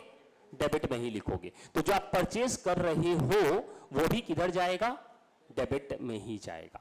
बट अब परचेज को हम लोग स्टॉक के हिसाब से मत समझो, आप परचेज को समझो एज अ, ये परचेज क्या है अपना 5 कैटेगरी में से? एक्सपेंस है। और ये कैसा एक्सपेंस है? डायरेक्ट या इनडायरेक्ट? ये डायरेक्ट। क्यों डायरेक्ट है? क्योंकि अगर ये हम परचेज नहीं करेंगे तो हम बेच नहीं सकेंगे, तो ये बेचने के लिए ये खर्च करना ही पड़ेगा। तो वैसा जितना भी खर्च है जो बेचने के लिए आपको ये खर्च करना ही पड़ेगा, तो दैट खर्च is known as a direct expenses. आया बात समझ में? तो ये जो तुम्हारा परचेज है वो क्या है? तुम्हारा डायरेक्ट एक्सपेंस है। और ये कहां जाएगा? प्रॉफिट एंड लॉस अकाउंट के ट्रेडिंग अकाउंट के डेबिट साइड में जाएगा। Understood everyone? तो इसके बाद जो आइटम आता है उसे बोला जाता है परचेज। अंडरस्टूड? अब ये परचेज आ गया, और इस परचेज में से हम लोग क्या करते हैं? लेस करते हैं परचेज रिटर्न। मतलब अगर हम लोग परचेज किए हैं मान लो 1 लाख रुपए का, डन। अब इसमें से मेरा रिटर्न हो गया 10,000 का, तो नेट में परचेज कितने का हुआ? 90,000 का। तो इसलिए हम लोग इस तरीके से प्रेजेंटेशन करेंगे कि पहले लिखेंगे परचेज और उसमें से माइनस करेंगे परचेज रिटर्न। अब ये जो परचेज रिटर्न है इसका जो दूसरा नाम है दैट इज रिटर्न आउटवर्ड। आप परचेज किए हो, अब इसे भेज रहे हो वापस, तो ये आउटवर्ड जा रहा है, तो रिटर्न क्या हो रहा है? आउटवर्ड। तो इसका जो दूसरा नाम होगा ये याद रखना हमेशा कि दिस इज रिटर्न आउटवर्ड। आया बात समझ में अभी तक? Done everyone? क्लियर है ये बात? आगे चलते। दूसरा फिर आता है तुम्हारा वेजेस। अब वेजेस क्या है? डायरेक्ट एक्सपेंस तो है, बट वेजेस, अब यही सैलरी रहता तो क्या करते अपने लोग? Indirect expense, profit and loss wages किसको देते हैं? लेबर को, वर्कर को। और ये वर्कर करता क्या है? और ये वर्कर मिलता किधर है अपने को? ऑफिस में या फिर तुम्हारे फैक्ट्री में? फैक्ट्री में। ये बंदा जो ये वर्कर है ये तुम्हारा गुड्स बनाता है। ये गुड्स अगर नहीं बनाएगा तो ये गुड्स बिकेगा नहीं। तो इसलिए जो ये वर्कर को आप पैसा दोगे that will be classified under direct expense और इसको बोला जाएगा वेजेस। आया बात समझ में? There is a difference between wages and salaries. Salaries देते हैं ऑफिस क्लास के बंदे को जो ऑफिस में है, उसको मंथली पेमेंट होता है। जो वेजेस होता है ये डेली पे दिया जाता है। ऐसा जरूरी नहीं है, कभी कभी हो सकता है इसको भी मंथली पे दे सकते हैं, बट वो मेन डिफरेंस नहीं है। मेन डिफरेंस ये है कि वेजेस उसको दिया जाता है जो प्रोडक्शन पर्पस के लिए काम करता है, वो बंदे को वेजेस दिया जाता है, वर्कर को वेजेस दिया जाता है। और जो ऑफिस क्लास के बंदे हैं जो प्रोडक्शन से रिलेटेड नहीं है, दूसरा काम के लिए रखा गया है, उस बंदे को जो आप पैसा देते हो उसे सैलरी बोला जाता है। तो जो बंदा आप रखे हो ऑफिस में, वो बंदा काम करे या ना करे, मेरा सैलरी लगे या ना लगे, मेरा प्रोडक्शन पे असर पड़ेगा क्या? मेरा प्रोडक्शन पे असर पड़ेगा? नहीं पड़ेगा। प्रोडक्शन तो होगा, बट ये वर्कर अगर नहीं आता है काम करने को तो मेरा प्रोडक्शन पे असर पड़ेगा। तो जो भी चीज असर पड़ जाता है प्रोडक्शन पे तो that will be your direct expenses. बस इतना बात को याद रखो, कभी गलती नहीं होगा। मैक्सिमम ऑफ द टाइम्स में आप एकदम आगे निकलते चले जाओगे। कहीं कहीं पे कंफ्यूजन हो सकता है, कोई बात नहीं, सब सम्स करते करते आपको वो चीज समझ में आ जाएगा तो बाद में वो गलती नहीं होगा। Come to the next one. तो वेजेस अभी समझ में आ गया। फिर आता है अदर डायरेक्ट एक्सपेंसेस। तो कोई भी अदर डायरेक्ट एक्सपेंसेस बोल दिया तो यहां पे लिख देंगे। अब इसमें तो लिखा बहुत सारा चीज आता है इसके अंदर। हालांकि और भी इसको थोड़ा सा इलैबोरेट करना चाहिए था बट नहीं किया है। सम्स जब करेंगे तो उस समय पे हम लोग समझेंगे कि वो क्या है और कहां जाना चाहिए। तो अदर डायरेक्ट एक्सपेंस करके कुछ भी बोला या डायरेक्ट एक्सपेंसेस करके कुछ भी बोला तो you have to write it in the trading account के डेबिट साइड। तो ये हो गया हम लोगों का इतना अभी तक डिस्कशन। उसके बाद आता है इधर सेल्स। तो सबसे पहला जो तुम्हारा जो सबसे मेन चीज है बिजनेस का, जो आप जहां से पैसा कमाओगे, इनकम होगा, दैट इज योर सेल्स। इसलिए सेल्स को टॉप मोस्ट पोजीशन पे रखा जाता है इन द क्रेडिट साइड। हालांकि ये सीक्वेंस का कोई लेना देना नहीं है, बट क्योंकि अब आप प्रोफेशनल डिग्री कर रहे हो तो सीक्वेंस का लेना देना है। पहले तक कोई लेना देना नहीं था। आप इसको ऊपर नीचे कहीं पे भी लिखो चलेगा, बट अब सीक्वेंस फॉलो करेंगे। तो पहले सेल्स लिखेंगे। जैसे परचेज में हम लोग परचेज रिटर्न माइनस किए थे, वैसे ही सेल्स में क्या माइनस कर देंगे? Sales return. ये सेल्स रिटर्न का दूसरा नाम क्या हो जाएगा? Return inward. अभी तक समझा ये बात? और क्लोजिंग स्टॉक इधर आ जाएगा। ओपनिंग स्टॉक किधर गया था? डेबिट में। तो क्लोजिंग स्टॉक किधर आ जाएगा? क्रेडिट साइड में आ जाएगा। तो ये तुम्हारा क्रेडिट साइड में क्लोजिंग स्टॉक आ गया। तो अब ये भी यहां पे हो गया। अब ये दोनों साइड कंप्लीट है। अब यहां से जो निकलता है दैट इज प्रॉफिट या फिर लॉस। प्रॉफिट या लॉस। अगर डेबिट साइड में कुछ आता है बैलेंस तो उसे बोला जाएगा ग्रॉस प्रॉफिट। क्यों इसको ग्रॉस प्रॉफिट बोला गया? क्योंकि डेबिट साइड में आया इसलिए, क्योंकि इनकम ज्यादा है और एक्सपेंस कम है। Very good. और उसके बाद यहां पे निकला ग्रॉस लॉस। तो ये क्यों हो गया? जस्ट बिकॉज एक्सपेंस ज्यादा है और इनकम कम है तो हम लोगों को क्रेडिट साइड में लिखना पड़ा और क्या आ गया? ग्रॉस लॉस आ गया। आया बात समझ में? एक चीज और बात कर लो। ट्रेडिंग अकाउंट का ये जो प्रॉफिट आया है इसका कौन सा बैलेंस है? ये डेबिट बैलेंस है या क्रेडिट बैलेंस है? ये डेबिट बैलेंस है या क्रेडिट बैलेंस है? Credit balance. जो प्रॉफिट आया है सो यहां पे ये प्रॉफिट कब आता है? देखो ट्रेडिंग अकाउंट एक है डेबिट और एक है क्रेडिट। अगर डेबिट है 1000 और क्रेडिट है 800, डन। तो ट्रेडिंग अकाउंट का कितना बैलेंस आ रहा है? 200। तो ये जो बैलेंस है इस बैलेंस को क्या बोलेंगे हम लोग? डेबिट बैलेंस बोलेंगे या क्रेडिट बैलेंस बोलेंगे? इसको क्रेडिट बैलेंस बोलेंगे क्योंकि ये क्रेडिट ज्यादा है मेरा। कितने से ज्यादा है? 200 से। और जब क्रेडिट ज्यादा होता है तो वो क्या सिग्निफाई करता है? प्रॉफिट। और कौन सा प्रॉफिट सिग्निफाई करेगा? Gross profit. आया बात समझ में? तो ग्रॉस प्रॉफिट कब आएगा? जब ट्रेडिंग अकाउंट तुम्हारा कौन सा बैलेंस होगा? क्रेडिट बैलेंस होगा। क्रेडिट बैलेंस का मतलब क्रेडिट ज्यादा।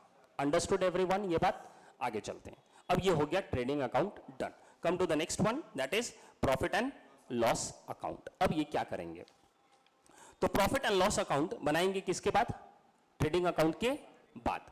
अब ट्रेडिंग अकाउंट से क्या निकला था हम लोगों का? ग्रॉस प्रॉफिट या फिर ग्रॉस लॉस। ग्रॉस प्रॉफिट कौन से साइड में निकला था? Debit side. क्या लिखते हैं वहां पे? To gross profit carried down लिखते हैं। तो ये जो कैरीड डाउन है तो कहीं ना कहीं ब्रॉट डाउन होगा, और ब्रॉट डाउन होता है उल्टे साइड में, तो इसलिए प्रॉफिट एंड लॉस उसके बाद बनाओगे तो प्रॉफिट एंड लॉस के उल्टे साइड में लिख दोगे by gross profit brought down, या फिर आप लिख सकते हो बाई ट्रेडिंग अकाउंट। तो यहां पे हम लोग लिखते हैं ग्रॉस प्रॉफिट ब्रॉट डाउन, और ऊपर यहां पे क्या लिखते हैं हम लोग? To gross profit carried down. आया बात समझ में? तो यहां पे आ जाएगा 200 रुपया, और यही 200 रुपया जो वहां कैरीड डाउन हुआ था वो यहां पे बन जाएगा brought down. Understood? Similar way में अगर लॉस होगा तो वो लॉस ट्रांसफर किधर हो जाएगा? कौन से साइड में? Debit side. और क्या लिखेंगे? To gross loss brought down. आया बात समझ में? दोनों साथ में निकल सकता है, gross profit and gross loss. कभी जिंदगी में नहीं निकलेगा, या तो ग्रॉस प्रॉफिट होगा या फिर ग्रॉस लॉस होगा। आते हैं दूसरा, प्रॉफिट एंड लॉस में। अब आते हैं प्रॉफिट एंड लॉस में क्या रिकॉर्ड करेंगे? इनडायरेक्ट एक्सपेंस या फिर इनडायरेक्ट इनकम। अब यहां पे देखते हैं अलग अलग एक्सपेंसेस क्या है और अलग अलग इनकम क्या है। तो ये भी समझ में आ गया, ग्रॉस लॉस। अब एक एक करके आ जाओ। To administrative expenses. एडमिनिस्ट्रेटिव बोलते ही है किसको? ऑफिस को। तो ऑफिस का खर्च हम पहले ही बोल दिए थे, ऑफिस का जो भी खर्च होगा वो किधर जाएगा? P&L में। फिर उसके बाद आता है ऑफिस सैलरीज, तो ये भी आ जाएगा इधर। फिर ये कम्युनिकेशन। कम्युनिकेशन बोले तो telephone charges and all, internet, ये सब जो भी चार्जेस है वो आपका इधर आ जाएगा। ये इंटरनेट चार्जेस सब ऑफिस में यूज होता है, ऑफिस के लिए ज्यादा यूज होता है कम्युनिकेशन। अगर ये स्पेसिफाई कर देता कि ये फैक्ट्री रिलेटेड है तो फिर हम लोग इसको ट्रेडिंग अकाउंट में ले जाते थे, बट ये सब जो नॉर्मली है, जनरल है, ये सब तुम्हारा ऑफिस में लेकर जाता है। उसके बाद क्या है? Travel and conveyance. तो ये ट्रैवलिंग एंड कन्वेंस दोनों में फर्क है। ट्रैवल होता है लंबा सफर और कन्वेंस होता है छोटा सफर, शॉर्ट डिस्टेंस, मतलब तुम्हारा क्लाइंट से तुम्हारा ऑफिस, ऑफिस से घर, ये सब आता है कन्वेंस में। ट्रैवलिंग होता है लॉन्ग, जो तुम्हारा जर्नी होता है, दैट कम्स अंडर ट्रैवलिंग। तो ये आप ट्रैवलिंग करो, कन्वेंस करो, इससे आपका प्रोडक्शन पे कोई असर नहीं पड़ेगा। इसलिए ये जो मूवमेंट होता है, ये दोनों मूवमेंट होता है ऑफ अ पर्सन। ये कन्वेंस और ट्रैवलिंग ये इंसान से रिलेटेड है। या तो मेरा जो एम्प्लॉई है वो इधर उधर गया, मेरा जो मालिक है या जो हम मालिक है, हम गए ट्रैवल किए दूसरे कंट्री में अपना बिजनेस पर्पस के लिए, तो इधर आएगा। आ रहा बात समझ में? बट जो गुड्स का मूवमेंट होता है वो ये सब वर्ड नहीं दिखेगा, उसके अंदर आपको दिखेगा या तो ट्रांसपोर्टेशन, ट्रांसपोर्टेशन चार्ज दिखेगा, आपको फ्रेट दिखेगा, आपको कैरेज दिखेगा, ये सब आपको दिखता है। डन? ठीक है? तो ये हो गया तुम्हारा ट्रांसपोर्टेशन चार्जेस, फ्रेट चार्जेस, फिर उसके बाद कैरेज चार्जेस। अब ये कैरेज के अंदर भी बहुत सारा बात है जो हम लोग बाद में बात करेंगे। तो ये सब तुम्हारा जो मूवमेंट हो रहा है, ये जो भाड़ा लग रहा है तुम्हारा, ये किसका लग रहा है? किसके रिलेटेड? गुड्स के रिलेटेड लग रहा है। आया बात समझ में? तो वो वर्ड वहां पे आएगा। अब ये किधर जाएगा वो भी हम लोग देखेंगे आगे। ऑफिस रेंट, नाम में ही लिख दिया ऑफिस, जहां ऑफिस बोल दे डायरेक्टली प्रॉफिट एंड लॉस। फिर आता है एडवर्टाइजिंग। एडवर्टाइजिंग कर रहे हो तो एडवर्टीजमेंट आप करते हो, तो ये भी तुम्हारा आएगा इनडायरेक्ट एक्सपेंसेस में। प्रोडक्शन से कोई लेना देना नहीं है, बेचने के लिए ऐसा किया जा रहा है। ये अगर हम एडवर्टाइज नहीं भी करेंगे तो मेरा प्रोडक्शन पे कोई असर नहीं पड़ेगा, इसके वजह से ये इनडायरेक्ट में चला गया। देखो जरूरत तो सब है, ऑफिस का रेंट भी जरूरी है, तभी मेरा बिजनेस चलेगा, बट हमको सेग्रीगेट करना है डायरेक्ट और इनडायरेक्ट में। तो क्या कर सकते हैं, कैसे कर सकते हैं? तो वो ये देखना होता है कि प्रोडक्शन से रिलेटेड है या नहीं। बस आया बात समझ में? आगे ऑडिट फीस। ऑडिट करवा रहे हो आप, जो ऑडिट करवाते हैं हम लोग, जो फाइनल अकाउंट बनाएंगे, ये बनाने के बाद जो प्रॉफिट आएगा, इस प्रॉफिट पे हम लोग क्या भरेंगे? टैक्स। ये टैक्स बराबर आया या नहीं, गवर्नमेंट को डाउट रहेगा, तो गवर्नमेंट बोलेगा ऑडिट करवाओ। तो ये जो ऑडिट करवाएंगे उसका ये खर्च जो है that is known as audit fees. तो ये मेरा खर्च है, और कैसा खर्च है? गजब, इनडायरेक्ट है। उसके बाद आता है इंश्योरेंस। ये इंश्योरेंस आप करवा के रखे हो, अपना गुड्स का करवा के रखे हो इंश्योरेंस, या फिर हो सकता है अपने एम्प्लॉइज का करवा के रखे हो। अगर आप अपना करवाओगे, आप एज अ ओनर हो और अपना इंश्योरेंस करवाते हो, तो ड्राइंग ये ड्राइंग्स हो जाएगा तुम्हारा, ये एक्सपेंस नहीं है बिजनेस का। आया बात समझ में? तो ये इंश्योरेंस है, ये किसका हो सकता है? या तो गुड्स का हो सकता है या फिर तुम्हारे एम्प्लॉइज का हो सकता है, वो चलेगा। फिर आता है रिपेयर्स एंड मेंटेनेंस। कोई भी रिपेयर्स एंड मेंटेनेंस, अपना मशीन वगैरह को रिपेयर करवाना, मेंटेनेंस करवाना, तो ये सब आ जाएगा इसके अंदर। फिर आता है सेलिंग एंड डिस्ट्रीब्यूशन एक्सपेंसेस। जो सेलिंग एंड डिस्ट्रीब्यूशन, सेल करने के लिए जो खर्च, जैसे एडवर्टीजमेंट हो गया, डिस्ट्रीब्यूशन हो गया, तो ये सब इसके अंदर, जैसे फ्री सैंपल में आप किसी को गुड्स दे रहे हो, तो वो सब आ जाएगा सेलिंग एंड डिस्ट्रीब्यूशन एक्सपेंसेस में। फिर आता है बैड डेट। बैड डेट का मतलब, ये बैड डेट का मतलब होता है जो पैसा आपका, जो डेटर्स आपका बैड हो गया, और डेटर्स मतलब जिससे पैसा मिलने वाला है, तो अब उससे पैसा नहीं मिलेगा, that is known as bad debt. ये कंफर्म हो गया है कि उससे पैसा नहीं मिलेगा, तो ये आपके लिए क्या हो गया? लॉस हो गया, बराबर है। और इसलिए ये लॉस किधर जाएगा मेरा? प्रॉफिट एंड लॉस के डेबिट साइड में। आगे क्या है? Salesman commission. जो सेल्समैन को आप कमीशन दे रहे हो, वो तुम्हारा आ जाएगा डेबिट साइड में। इंटरेस्ट ऑन लोन, मतलब लोन लिए हो या दिए हो, लोन लिए हो और उस लोन पे इंटरेस्ट दे रहे हो, तो ये इंटरेस्ट बिजनेस के लिए क्या हो जाएगा? खर्च हो जाएगा, इसलिए ये खर्च इधर आया है। फिर उसके बाद डेप्रिसिएशन एंड एमोटाइजेशन। तो जो डेप्रिसिएशन, याद होगा डेप्रिसिएशन अकाउंट हम लोग जब बनाते थे, depreciation account, depreciation account to asset account या to plant and machinery account, इसको ट्रांसफर कहां करते थे? प्रॉफिट एंड लॉस अकाउंट में। वो जो उस दिन ट्रांसफर करते थे वही यहां पे आके आता है। अब उसका एंट्री क्या होता, अगर याद करो तो? डेप्रिसिएशन अकाउंट क्रेडिट हो रहा है, तो डेबिट कौन हो रहा है? Profit and loss. तो एंट्री क्या बनता? Profit and loss account debit to depreciation account. और आज कौन सा अकाउंट बना रहे हैं? Profit and loss. तो प्रॉफिट एंड लॉस अकाउंट क्या हुआ वहां? डेबिट। वही डेबिट साइड में डेप्रिसिएशन लिखाया गया। आया बात समझ में? तो दिस इज द लिंकेज, वो उधर से इधर ट्रांसफर होता है। तो जो भी खर्च है, जो भी इनकम है, जो भी लॉसेस है, जो भी गेन है, वो पूरे साल भर का जितना भी है वो सबको ट्रांसफर करके फेंक दिया जाता है, या तो ट्रेडिंग अकाउंट में या तो प्रॉफिट एंड लॉस अकाउंट में। आया बात समझ में? रहता उधर है, बट साल जैसे ही खत्म होने आया सबको उधर भेज दिया जाएगा, जाओ बेटा अपने जगह पे जाओ, और वहां से निकल कर आओ कि तुम्हारा प्रॉफिट क्या आया या लॉस क्या आया, और जो तुम्हारा एसेट्स है या लायबिलिटीज है वो चला जाएगा तुम्हारा बैलेंस शीट में। समझ रहे हैं? Understanding everyone? आगे फिर आता है फाइनेंशियल एक्सपेंसेस। ये फाइनेंशियल एक्सपेंसेस मतलब जो फाइनेंस बोले तो पैसा, जो पैसा आप कहीं से उठाए हो बिजनेस करने के लिए, उसका खर्च। तो क्या है इसके अंदर? क्या आएगा? इंटरेस्ट आएगा। जो इंटरेस्ट है लोन पे या इंटरेस्ट है डिबेंचर्स पे, वो सब ये कैटेगरी है। तो डायरेक्टली फाइनेंशियल एक्सपेंसेस बोल के लिख दिया है। आया बात समझ में? फिर आता है तुम्हारा बैंक चार्जेस। बैंक वाला आपका अकाउंट मेंटेन करता है, उसके लिए वो कुछ चार्जेस लेता है, that will come in debit side. फिर आता है loss on sale of asset. आप एसेट को बेच रहे हो, याद होगा फायदा या नुकसान हम लोग निकालते थे। एसेट को बेचने के टाइम पे 3 चीज का हम लोग एंट्री करते थे।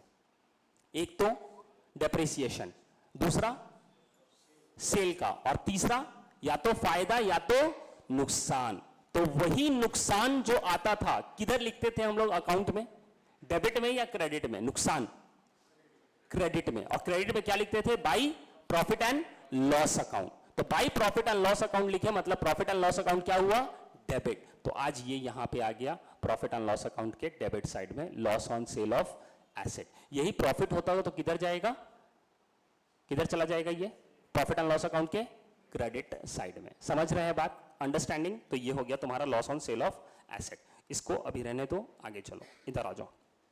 तो ट्रेडिंग अकाउंट से ग्रॉस प्रॉफिट आ गया।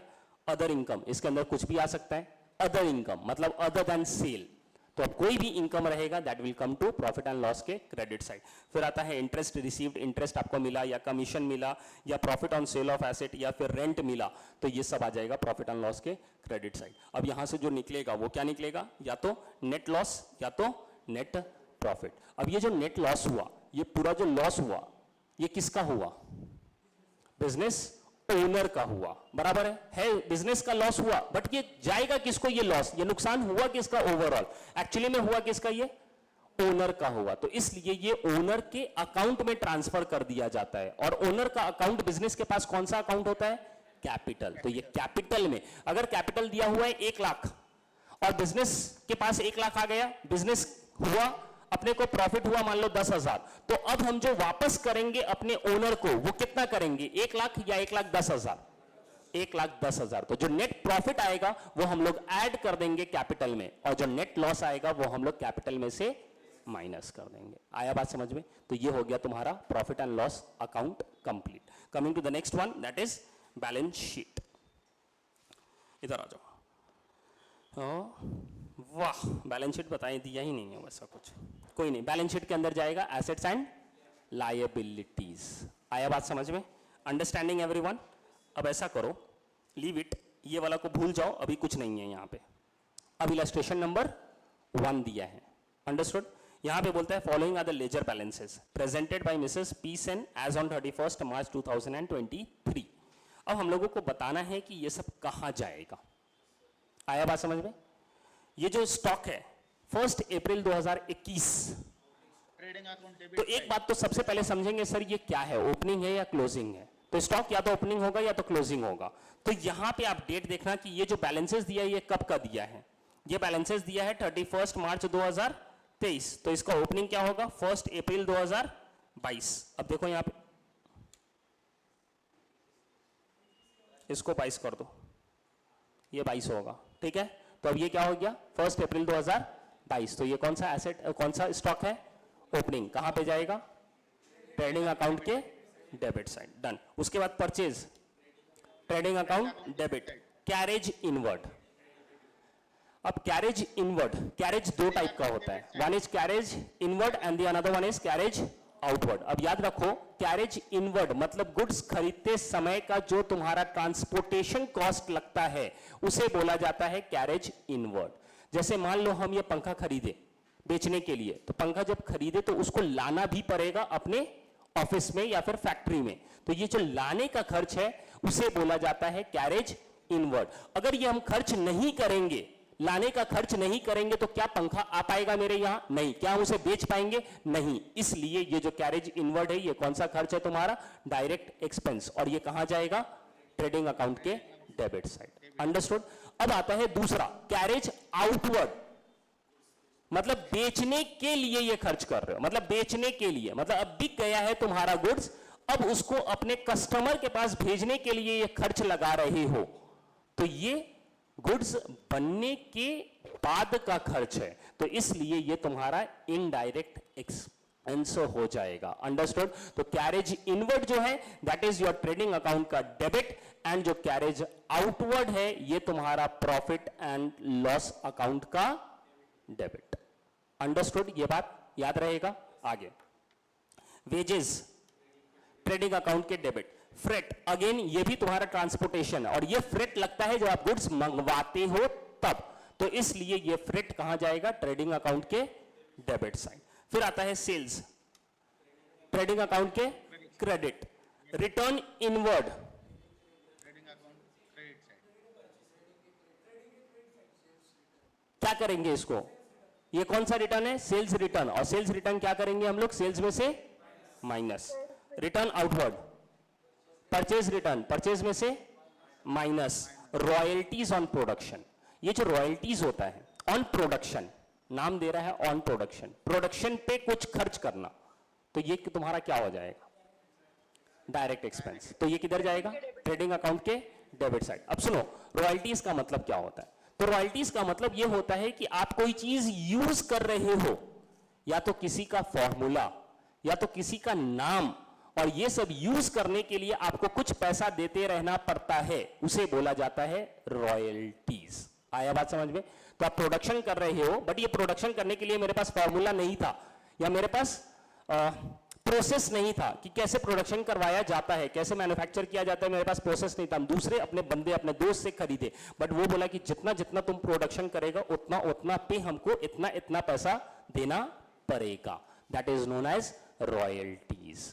आया बात समझ में? ये अगर हम नहीं देंगे तो हम प्रोडक्शन नहीं कर पाएंगे, हम गुड्स को नहीं बेच पाएंगे। तो रॉयल्टीज भी जाता है ट्रेडिंग अकाउंट के डेबिट साइड। फिर आता है गैस एंड फ्यूल। ये कहां यूज होता है? ऑफिस में या फैक्ट्री में? फैक्ट्री में। तो ये तुम्हारा डायरेक्ट एक्सपेंस हो जाएगा और ये किधर चला जाएगा? ट्रेडिंग अकाउंट के debit side. Understood everyone? Done. अब ये जो एडजस्टमेंट है, ये एडजस्टमेंट हम लोग बाद में देखेंगे, बट यहां पे हम लोग सारा एडजस्टमेंट्स भी नहीं देखेंगे और सारा सम्स भी नहीं देखेंगे। व्हाट वी विल डू, जो ऐसा सम्स देखेंगे जहां पे मेरा तीनों अकाउंट बन जाए, trading account, profit and loss account and balance sheet और उसका कुछ एडजस्टमेंट, ऐसा ऐसा करके हम लोग 2-3 सम्स कर लेंगे और उसके बाकी का जितना भी सम्स होगा you will be trying it. तो अभी के लिए फिलहाल what you all have to do कि ये जितना भी अभी आज हुआ है इसको पूरा रिवाइज करना, और आगे एक काम आप लोग कर सकते हो, that will be good for you all, कि जितना भी इलस्ट्रेशंस यहां पे है लाइन से, तो उस इलस्ट्रेशंस का जो ट्रायल बैलेंस दिया है, जैसे इलस्ट्रेशन 4 पे आ जाना, तो यहां पे ये जो दिया हुआ है दिस इज ट्रायल बैलेंस। तो ये ट्रायल बैलेंस को आप यहां पर ये लिख सकते हो कि ये स्टॉक कहां जाएगा। तो ये आप बोल सकते हो ये स्टॉक जो है 1 तारीख को ये कहां जाता है? ट्रेडिंग अकाउंट के डेबिट। तो आप ऐसे लिख सकते हो। यहां पे परचेज भी है, यहां पे सेल्स भी है, तो ये परचेज कहां जाता है? Trading account debit. ये सेल्स किधर जाता है? Profit and loss account, trading account credit, ऐसे। अब ये बिल्स रिसीवेबल किधर जाता है? Sir, assets. एसेट्स। तो इसको आप लिख दोगे एसेट्स, ए खाली लिख दो। तो इस तरीके से यू कैन फिल दिस, और फिर हम लोग नेक्स्ट क्लास में डिस्कस करेंगे and we will do the sums. आया बात समझ में? चलो विद दिस आज के लिए इतना ही। Thank you everyone, you all can leave. Sir, 1 minute. Sir. Hello, हाँ सर। यस। सर एडजस्टमेंट में स्टॉक लिखा है फर्स्ट इलस्ट्रेशन में, मार्केट प्राइस और कॉस्ट प्राइस, इन दोनों में से कौन सा प्राइस लेना है स्टॉक? कहाँ पे? स्टॉक इलस्ट्रेशन नंबर 1 जो हम लोग ने ट्रेडिंग में जाने वाले सब वो देखे, तो उसमें का जो स्टॉक ऑन एडजस्टमेंट में लिखा हुआ है 31 मार्च 2022 में बराबर है। मार्केट प्राइस या कॉस्ट प्राइस है ना, तो यहाँ पे हम लोगों को जो दोनों में लोअर होता है वो लेना होता है। ऐसे हम लोग ये सब डिस्कस करेंगे, टेंशन मत लीजिए, वो सब आ जाएगा, वो सब कवर हो जाएगा। लास्ट क्लास जब हम लोग जाते रहेंगे, क्लास कंप्लीट होते होते तक ये फाइनल अकाउंट मैक्सिमम चीज हम लोगों का डिस्कस हो जाएगा। तो there is no need to worry about it, वो हो जाएगा। ठीक है? Online mode, is it okay? Yes sir. Okay sir, thank you. Done, चलेगा। ठीक है, फिर you all can leave. Thank you.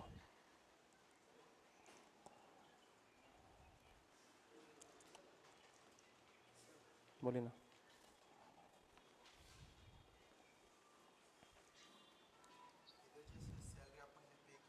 बराबर, डेबिटेड टू कैश, करेक्ट।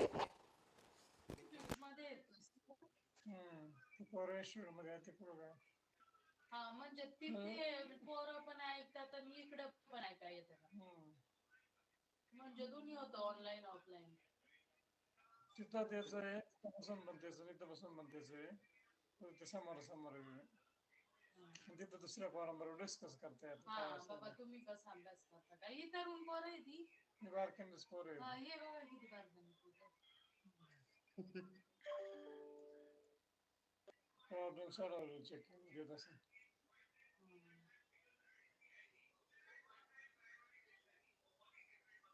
तुमचं कधी चालू आहे?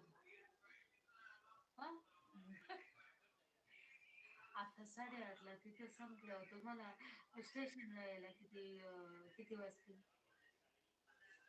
स्टेशनला काय 10 मिनिटात जाणार माणूस परत तिथून इकडं किती वाजता? लोकलचा टाइम बघायला त्या हिशोबाने रिक्षा गेलं तर काय 5-10 मिनिटाचं आहे